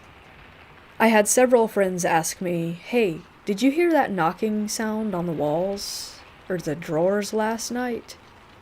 Every time they came over, all of them left with very similar accounts. I would then relay my stories and watch them turn pale. It was fun for me, probably not for them. I had some friends over again, and we made a point of shutting the door to see if it would open, and it did. We all had trouble sleeping that night. In 2018, I had a German student exchange at school, and my exchange partner slept in the spare room. On the last night of her stay, I had something knock on the slats underneath my bed. It woke me up, but I fell asleep again. And it woke me up again a few minutes later, and knocked while I was awake. I left the room and told whatever it was to get out, and it did. I slept fine for the rest of the night. It did not like that the German girl was in the spare room. Around this time, our next-door neighbors walked up to us one day and asked if we had had our house exorcised because of how terrible things were for them. Heavy footsteps would stomp around their house. They heard the disembodied crying of children and playing their glockenspiel in the middle of the night. They were terrified and presumed that the increased disturbance was because we had had it blessed. We didn't, but at this point the activity did slow. Every now and then from late 2018 to 2020, we had banging and footsteps and touching and noises again, the usual. Nothing that phenomenal, just small, creepy, unexplainable happenings. Lockdown was uneventful, until November of 2020, when we had our kitchen remodeled. The kitchen was kinda remaining from about 30 years ago, so I reckon that it really made the ghosts mad to have it changed. They were mostly fine with us in the house now. They knew us. We had lived there 5 years after all. But our builder they hated. He worked during the day when me and my sister were at school, my dad at work, and my mom, who works from home, would run errands. One day he asked my mom if someone else lived with us. She said no, and asked why, and he said that he had heard footsteps in my room above the kitchen, and doors slamming, and voices and noises during the day that started from the moment that we were all out of the house. He also heard footsteps walk into the kitchen and stand behind him, thinking that it was my mother and striking up the conversation, but realizing that she was out of the house when she didn't reply, and that there was nothing there. Several times he thought someone was there with him, and heard them move and breathe when they weren't. He's a 6'2" burly, muscular firefighter, and he also felt a larger person. Bearing in mind, everyone in my house is 5'6" to 5'8", and we always hit our heads walking around. Leaning over him and looking over his shoulder, feeling them in his space. You know when someone stands next to you, and there being nothing there. Seeing this giant petrified was quite funny in all honesty, but also very strange. This brings us to present day. Yesterday, I was going to go with my mom to go shopping. I thought her car had started, so I ran into the spare room to look out the window in the driveway to see her car, and she hadn't. I shrugged it off and kept looking out for a couple seconds, when I heard shuffling and breathing behind me. I spun around, and on the other side of the double bed was a kid. A young boy, maybe about 6. He was staring at me. He was pale, dark-haired, and dirty. He looked sick, malnourished. He didn't feel scary or mean. He just felt sad, and the room was freezing. I would have thought that he was a real kid if he didn't look so out of place. We looked at each other for what felt like a lifetime, but was really only about 3 seconds. And I sprinted out of the room and yelled for my mom. I relayed the story to my parents, and they were horrified. My dad went to look and saw nothing. My mom went upstairs and said there was the same thick, heavy air throughout the whole upstairs area. It's almost like a portal opens up and the house feels so unnaturally wrong and hostile. It's unlike anything I've ever felt before in my life. Seeing it was easily the most scared that I've ever been. It reminds me of when my neighbors said that they had heard children. I'm an atheist, but I slept with a crucifix next to me last night, not taking any chances.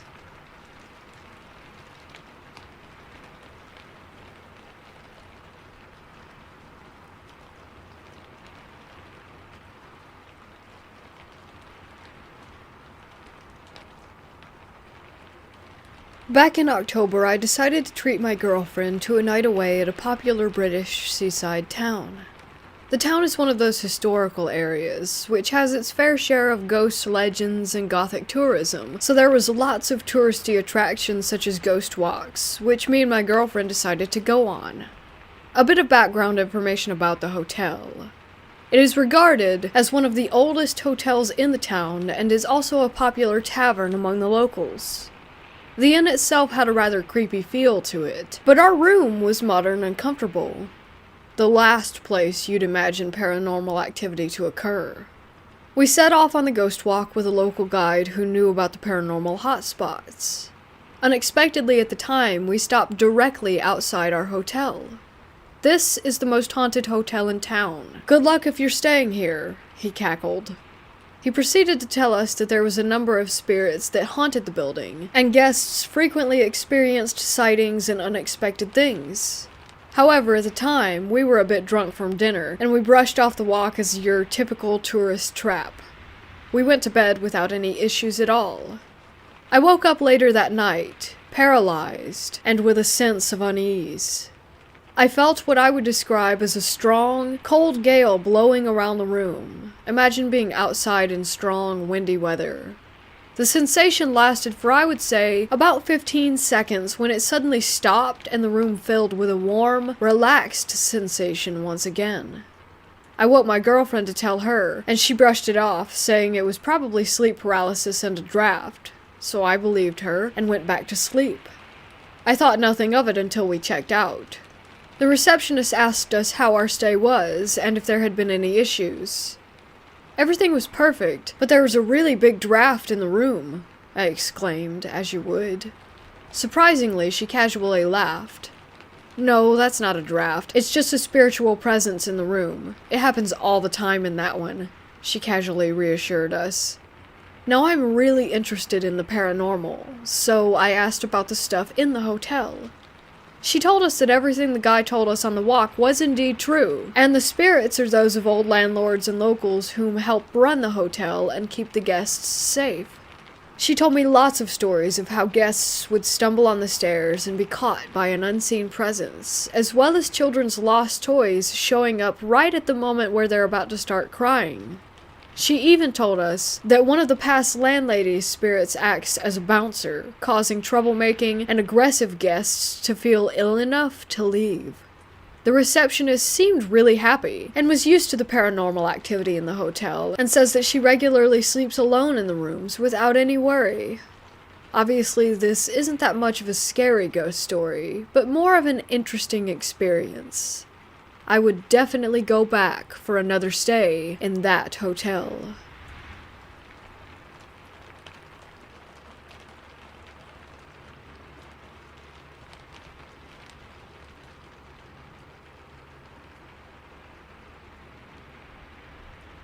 This story is from 2013. I travel a lot for work. I mean, before COVID.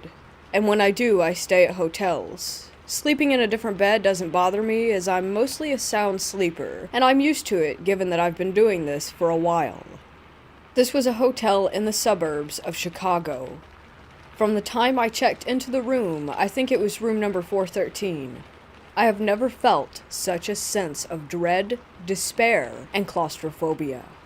I am a rational person, no history of depression or mental illness, so I explained it to myself that maybe the 13 in the room number was messing with my head.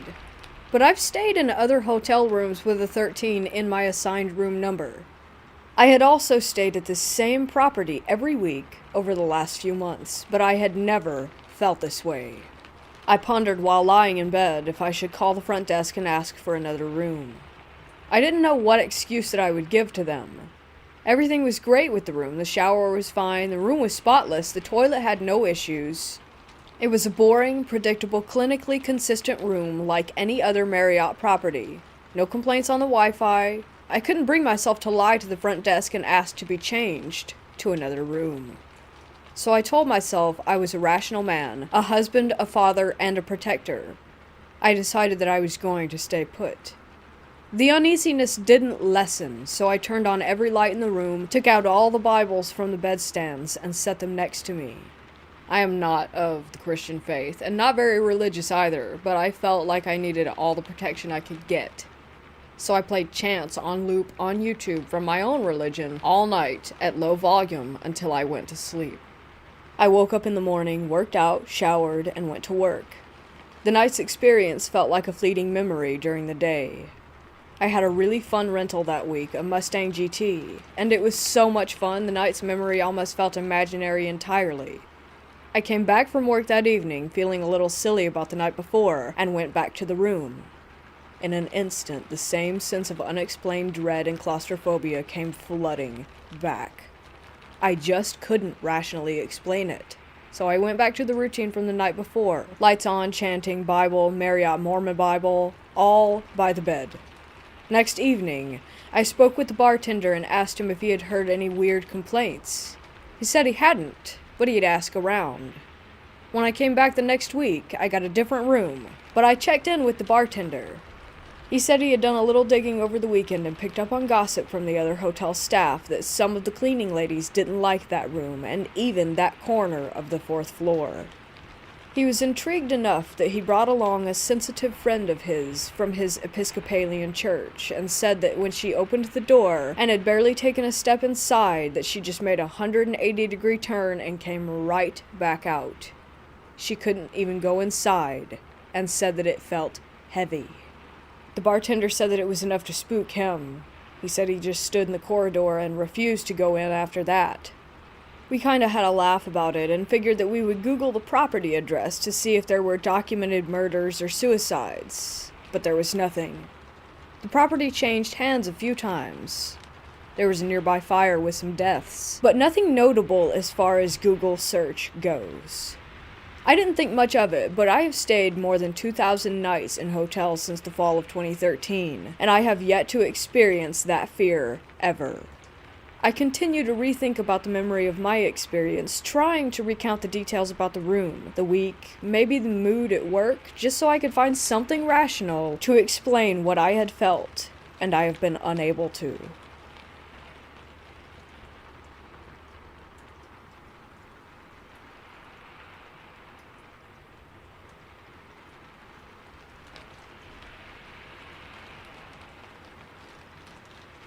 My first visit to this hospital was in 2018. After searching for the address for a while, I came across one that looked accurate enough and went on my way to that lost place with a friend of mine. We arrived, astonished by the size of the complex. I didn't do a lot of research before that. I just knew that it used to be a hospital and was built during World War II, and by the address, it seemed legit. On our way down from the parking lot to the lost place, our excitement was growing, but so was our anxiety for reasons that we just couldn't ascertain. We make our way onto the complex at the part where the main entrance was before, and the air felt really dense. My friend felt the same way, but we brushed it off as just being a bit nervous, just ourselves, and we started to walk past some buildings at the entrance, completely focused and being amazed. At some point, my pulse must have slowed down due to me being focused on trying to take in everything I was seeing, because I noticed that it increased in speed when we reached the buildings where I suspected that the patients would have been. It felt like there was strong electricity in the air that made me feel even more uneasy. That's when we heard a door slam behind us at one of the buildings. We, of course, completely froze. The sound came from a building that was pretty far away from us, and that sound was very loud.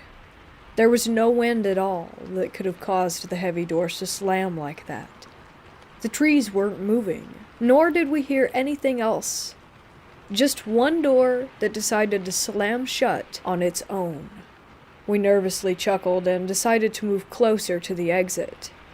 I asked my friend if I should record this visit on my phone, and she agreed. We both turned on airplane mode and went on our way. Whether it was due to our anxiety, or us being too alert, or something actually being there, we would turn around or stop walking at the same time, asking the other if we had heard that sound. Sometimes the sounds behind us resembled soft footsteps. Other times we would hear silent whispers that we couldn't quite make out. At some point I began to question my sanity, but I knew that there had to be something there to make such specific noises, loud enough that my friend would also hear them, as I did. As we were walking toward the actual exit, we stopped to look at one building and we heard a very, very loud bang behind us, making our walking become very determined as we made our way to the main street. The bang was accompanied by other sounds that we couldn't define back then. Fast forward and both of us are at my place. We grab individual headphones and start to listen to the recording. And boy, was that some weird stuff. We both enabled plane mode before I hit the record button, but there were so many disturbances in the recording, distinct sounds like someone coughing, whispers, with clear vowels, that we couldn't quite make out the full words to. A woman's voice going, shh, breathing, and bleeps. I have to admit that we were freaking out a lot. I was almost crying because I found it to be so chilling.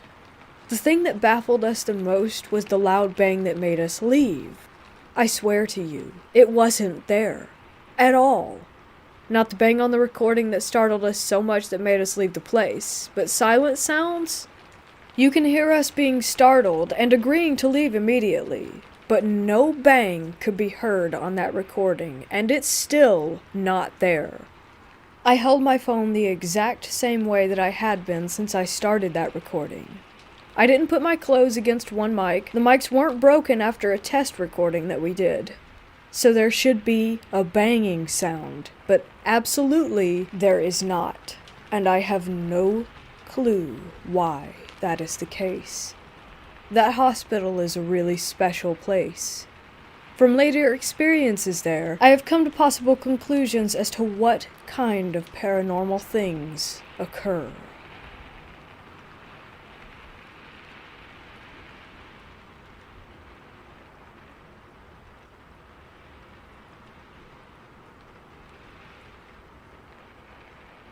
Back in the winter of 2019, my partner and I had settled into a hotel for a few days before going on vacation elsewhere.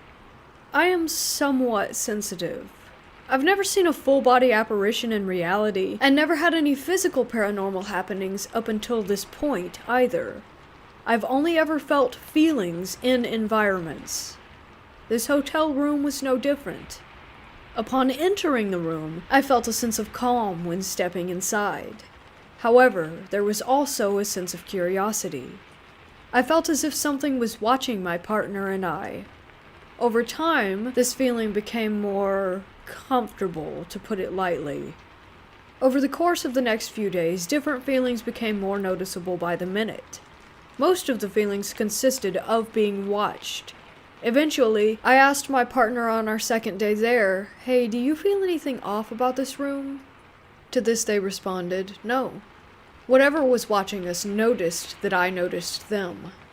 That's when the experience turned from lingering to dark. Later that night in bed, I had a normal dream. I don't remember most of it, other than maybe one image of running curiously through a black hall of mirrors. Suddenly, as if I had blinked, I saw the hotel bed, my partner and I, sleeping. We were laying away from each other, but there was a mass between us. A dark mass. It leaned in closer to me, and I felt what can only be described as a light body pressure on my back and arm as it held around my torso. The thing spoke to me in my sleep, more specifically in my mind. It had a male voice, but took on the voice of a mixture of my partner and my first ex-partner. It casually threatened that it was going to hurt my partner. I couldn't move, and my perspective was going back and forth from my own perspective of laying on one side of the bed to seeing a bird's eye view of the bed. I wasn't lucid enough to tell it to go away, but did have enough control to ask why, and to say, "Don't hurt us." It then responded, "I don't want to hurt you, but I want to hurt your partner, and I'm going to." I kept telling it not to better not to leave us alone. Then it threatened to hurt me as well. I could feel its intent, so I stopped responding. To my silence it replied, "Good. Be glad that I'm not hurting you, but your partner is going to hurt. Right about now." As soon as it said "now," I jolted awake to the sound of my partner's blood-curdling scream. My partner's leg had developed a Charlie horse cramp in their sleep at the same time that the spirit had spoken its statement. I could still feel the spirit's energy upon wakening, and one thought popped into my head. I told you. The next morning, we packed our bags for the vacation. I could feel whatever had tormented my partner the other night watching us leave. I told my partner about the incident, and they jokingly told me not to sick any demons on them. But they did believe me. I've never had a spirit contact me so directly in my life before this. That spirit did not attach to me, surprisingly. It stayed in the hotel room, and it's unlikely that I'll ever go back there again.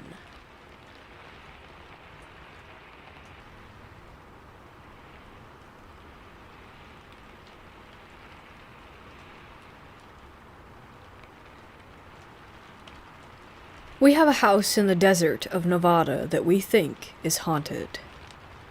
I would often hear people calling my name clear as day from somewhere in the home, but later I would find out that there was no one there. These voices take the shape of one of my family members, like my sister, mother, father, or sometimes a child that I don't recognize. I never really paid attention to it because it was happening like twice a week.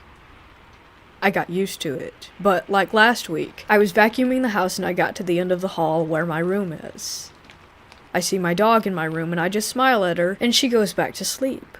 But when I turn around, I saw my dog again, behind me. My dog never went past me, so there's no way that she could have gotten there without me noticing. I looked back in the room and see a child's head peeking out of my closet.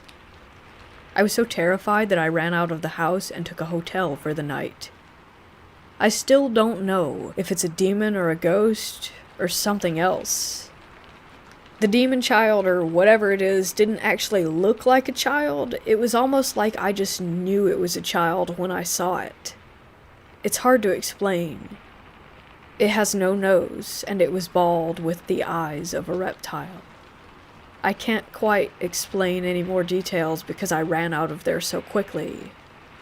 I'm in the process of moving out right now, and some even more strange and horrific things have occurred.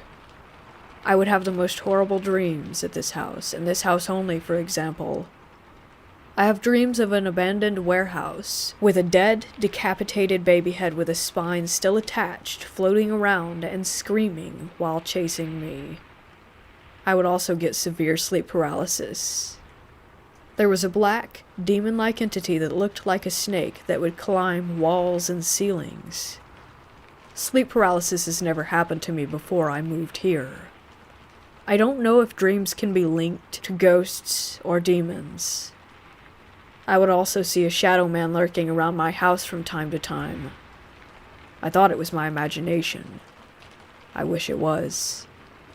I would also hear something running down my hallway, and I would see a dog-like creature outside of my house.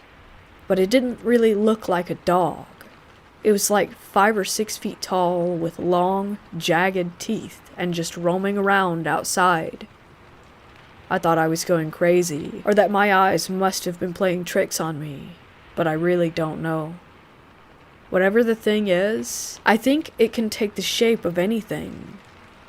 It's probably not a ghost. It's probably a demon or an alien or a cryptid that can shapeshift. Like I said, I really don't know. I need your help to figure out what it might could be. I will be moving out soon, and I'm not staying in the house anymore. I absolutely hate that place.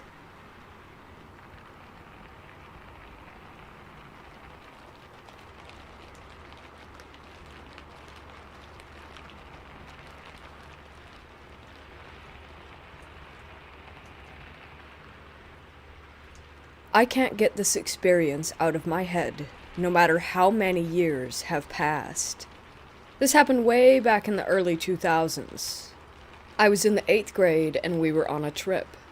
I stayed in a hotel with 2 other girls. One of them was my friend and another girl who we were just somewhat acquainted with. The first night in the room, during my shower, I felt like someone was behind me, like standing really close to my back under the shower spray. I turned around quickly, but no one was there. So I continued showering, but the feeling just got worse. When I finished my shower, I pulled open the curtain, and when I looked up at the gigantic wall mirror, I saw a grotesque face behind my right shoulder. It was gone within seconds. I think I stood frozen there for a whole minute before I practically ran out, screaming. The next day, we were getting ready to go out. The girl we roomed with said that someone was in our room last night. She heard the toilet flush, the sink turn on, but then nothing. No one entered the room. No one left. And no one else but us was in there to begin with. We know because we checked every nook and cranny after she told us. The second night, when we got back to our hotel room, I suddenly felt super sleepy, like I literally fell to the floor once I stepped inside. It was odd because I wasn't sleepy at all until we actually walked into the room. The other 2 couldn't move me since I had an extra 50 pounds on them, so they just covered me up with the blanket, put a pillow under my head, and left me there. Then my friend said that sometime during the night I had gotten up, used the bathroom, and crawled into the bed. But I don't remember doing that. In fact, when I woke up on the 3rd day, I was still on the floor.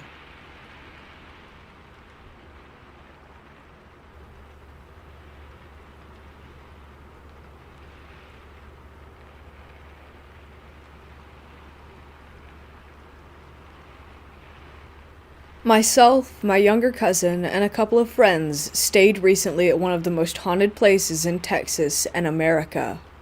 As a kid, I had heard stories of this old hotel and the dark history behind it. In recent years, a few paranormal shows showcased and did some investigations there. When I saw in our local news that the Magnolia Hotel was opening back up for visitors to stay the night, I was stoked. When you stay the night, you get 2 rooms, regardless of whether you're staying by yourself or you're bringing company. Also, you get the whole 2nd story to yourself for you to investigate. There is a door that separates the hotel, updated, side and the haunted rooms side. To be fair, the rooms that you stay in are haunted as well. The entire hotel is haunted. Needless to say, I recorded so much activity on tape and in person in my own experiences. The findings I have will raise the hairs on your body. I was hearing voices, seeing shadows, hearing footsteps, showing the EVP sessions and hearing our names. I actually got touched twice, and the second time was so chilling. We were outside of this room that had a ton of activity. My friend had the dowsing rods. She asked if there was a spirit, and 3 times it pointed directly at me. She asked if the spirit was next to me. The rods said no. She asked if it was behind me, and they said yes. At that moment, I felt someone grab my right shoulder and slowly move their hand down my back. I got cold chills and felt tingling and numbing for a good few minutes. I am planning to go back very soon. I am a sensitive. I attract ghosts, and I go ghost hunting quite a bit. I have other experiences from several places that are extremely haunted here in Texas and in other states as well.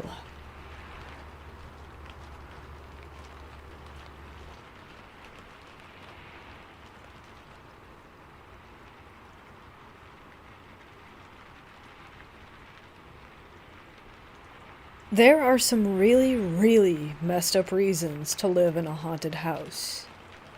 I, being of sound mind and body, don't know any of them, but I am superstitious as hell. So when the wife and I moved up to New Hampshire, right on the Vermont border, we were looking for a place to rent for a year or two before we bought a house. Now, for all of the New Englanders here, my wife is a native. I'm not. She's used to New England and the vast emptiness that this small area has to offer.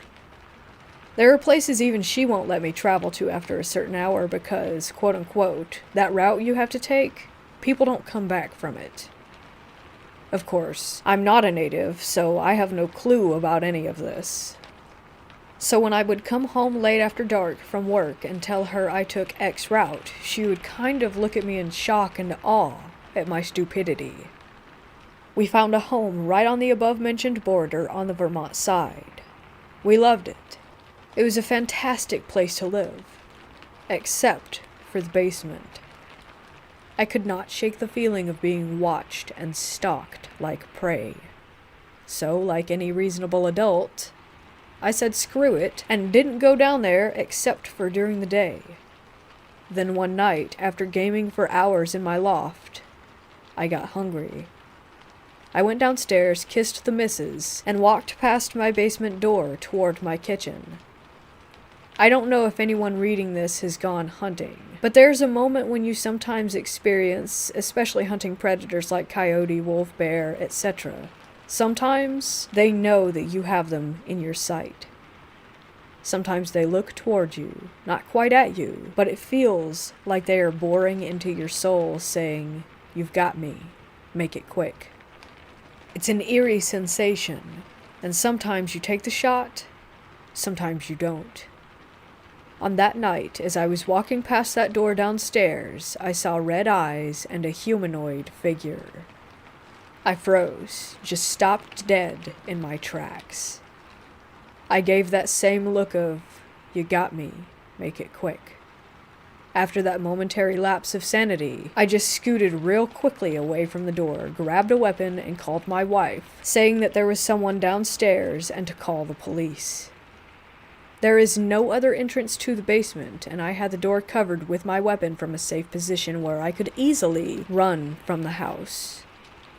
The cops showed up, I disarmed, they cleared it out, and they found no person, but a muddy set of footprints that started facing the stairs up, and then proceeded to walk into a hall in the back corner of the basement by the water heater. For some context, the wall in question also blocked off the area directly under my bedroom. It was a solid wall, with a small crawl space and maybe about 4 inches of clearance on the other side of it.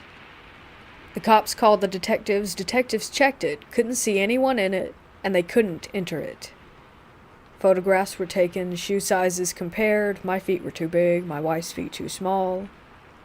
We got a good contact number for the detective, and the wife and I stayed at a hotel for a couple nights. For months afterward, I would have the same thing happen. Eventually minus the cops. It actually got relatively normal. Good old Red Eyes in the basement, chilling like a villain. Wife was less enthused by my antics. Cheerfully, just about, and when I would spot Red Eyes, I would always give him a good old, "How you doing?" Of which we would still have muddy footprints, and I would just have to clean them up. So, COVID hits, the lockdowns happen, and we have an opportunity to move to a better house, one where we'd be able to work at home better. The main reason that the home was better, though, was that we had a mold issue in this house. It was in between the panes of glass in the windows, and every day we were cleaning it from the windowsills, door frames. Hell, we had to replace pieces of furniture multiple times, and we are very clean people. We notified the landlord over multiple months, and eventually a year, and after their actions were not helping at all, we decided to move. The landlord decided to get a housing inspector out there immediately after we left. The inspector came and verified that there was indeed a mold issue. I don't know if they met Red Eyes. However, they did find a metric ton of readings of high spore counts on the wall bordering the space below my old bedroom. The wall where the footprints always ended. So, since it was filled, the inspector scoops a little bit of the earth on the other side of the wall through that crawl space. It wasn't earth as in dirt. It was approximately 7 feet of mold. The landlord then immediately contacted specialists to remove all of it, and notified me to offer some kind of damages for it in the form of refunded partial rent payments. All in all, it made my 2020 pretty good. Until about 3 months later. The landlord calls me and offers to send me a full refund of all rent from the time when I was living there, minus what she already gave. Why? There was a corpse. The medical examiner said that it was the man who had owned the property before my landlord. He was a lineman who, after talking to surviving family members, wore a size 8 shoe. Smaller than my size 11 shoes, bigger than my wife's shoes by a mile. It was Red Eyes. It had to be. I don't know how you got there, but hell, bud. I hope you found peace. Sorry for not checking it out sooner. I did, after reading about his obituary and contacting his family, swing by his final resting place to drop off flowers, place a stone, and share a good morning like I used to. Till better times, Red Eyes.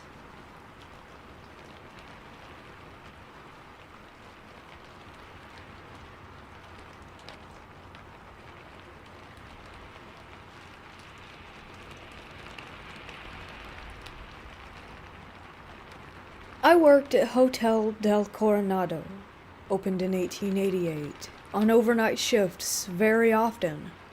We have historic pictures all over the walls of Babe Ruth, Roosevelt, Marilyn Monroe, etc. My overnight manager kept a tiny red notebook next to him every shift. Every strange occurrence that would take place would be noted.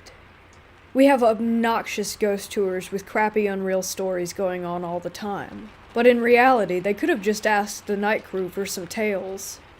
We would have some items turn on and off, which was normal with old wiring. We would receive creepy phone calls. People would see figures that would disappear and hear things when no one was there. Bellmen would find children's handprints littered all over windows and mirrors when they have not seen a child all day. But one story stuck out from the others. The overnight manager was doing his laps around the halls, as he does every night. Some were curved sharp, where you couldn't see what was on the other side.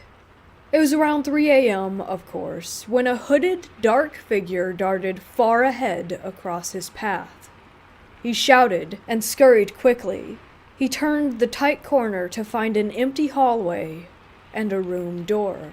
No sign. It was just open. My manager sat, puzzled, thinking of how he had never entered that room and was curious of the layout of it. In hospitality, you must be able to describe every inch of the rooms.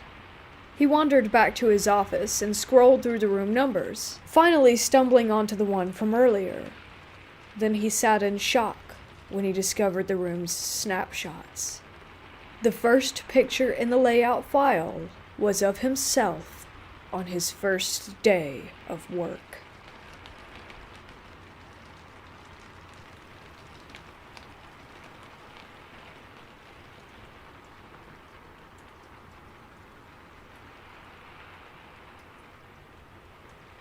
I was in Pennsylvania exploring an abandoned mill/factory that had been built in the 1800s at dusk. I was standing on a pile of limestone cinder blocks surrounded by tall grass and brush, with a tree line about an acre away, just after the sun had set while my friends were inside still. As I was climbing down, I heard a low, guttural growl. Not like a dog's growl, or any type of animal for that matter. It was deep. It had much more bass to it. It was very disturbing and not like anything I have ever heard before. It sounded as if it were very close, but I didn't hear any brush moving. It freaked me out, and I booked it to my friend's house in the dark.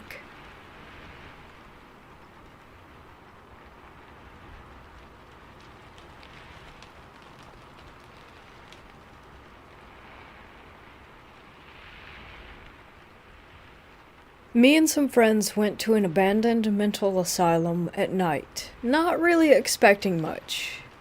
We busted in through one of the boarded-up windows, and when we were inside, we all heard talking. We figured that other people were there, so we followed the sound. We were walking down the hall and heard a woman whispering, "Why did you take my baby?" over and over again. At this point, I was visibly shaking, and we all believed we found where the sound was coming from originally. We go to this room, and there was a huge cage. It looked like one of those pet carriers, only human-sized. I don't know what actually happened that night. I don't really believe that dead people were talking in there, but the sheer creepiness of it all was just too much.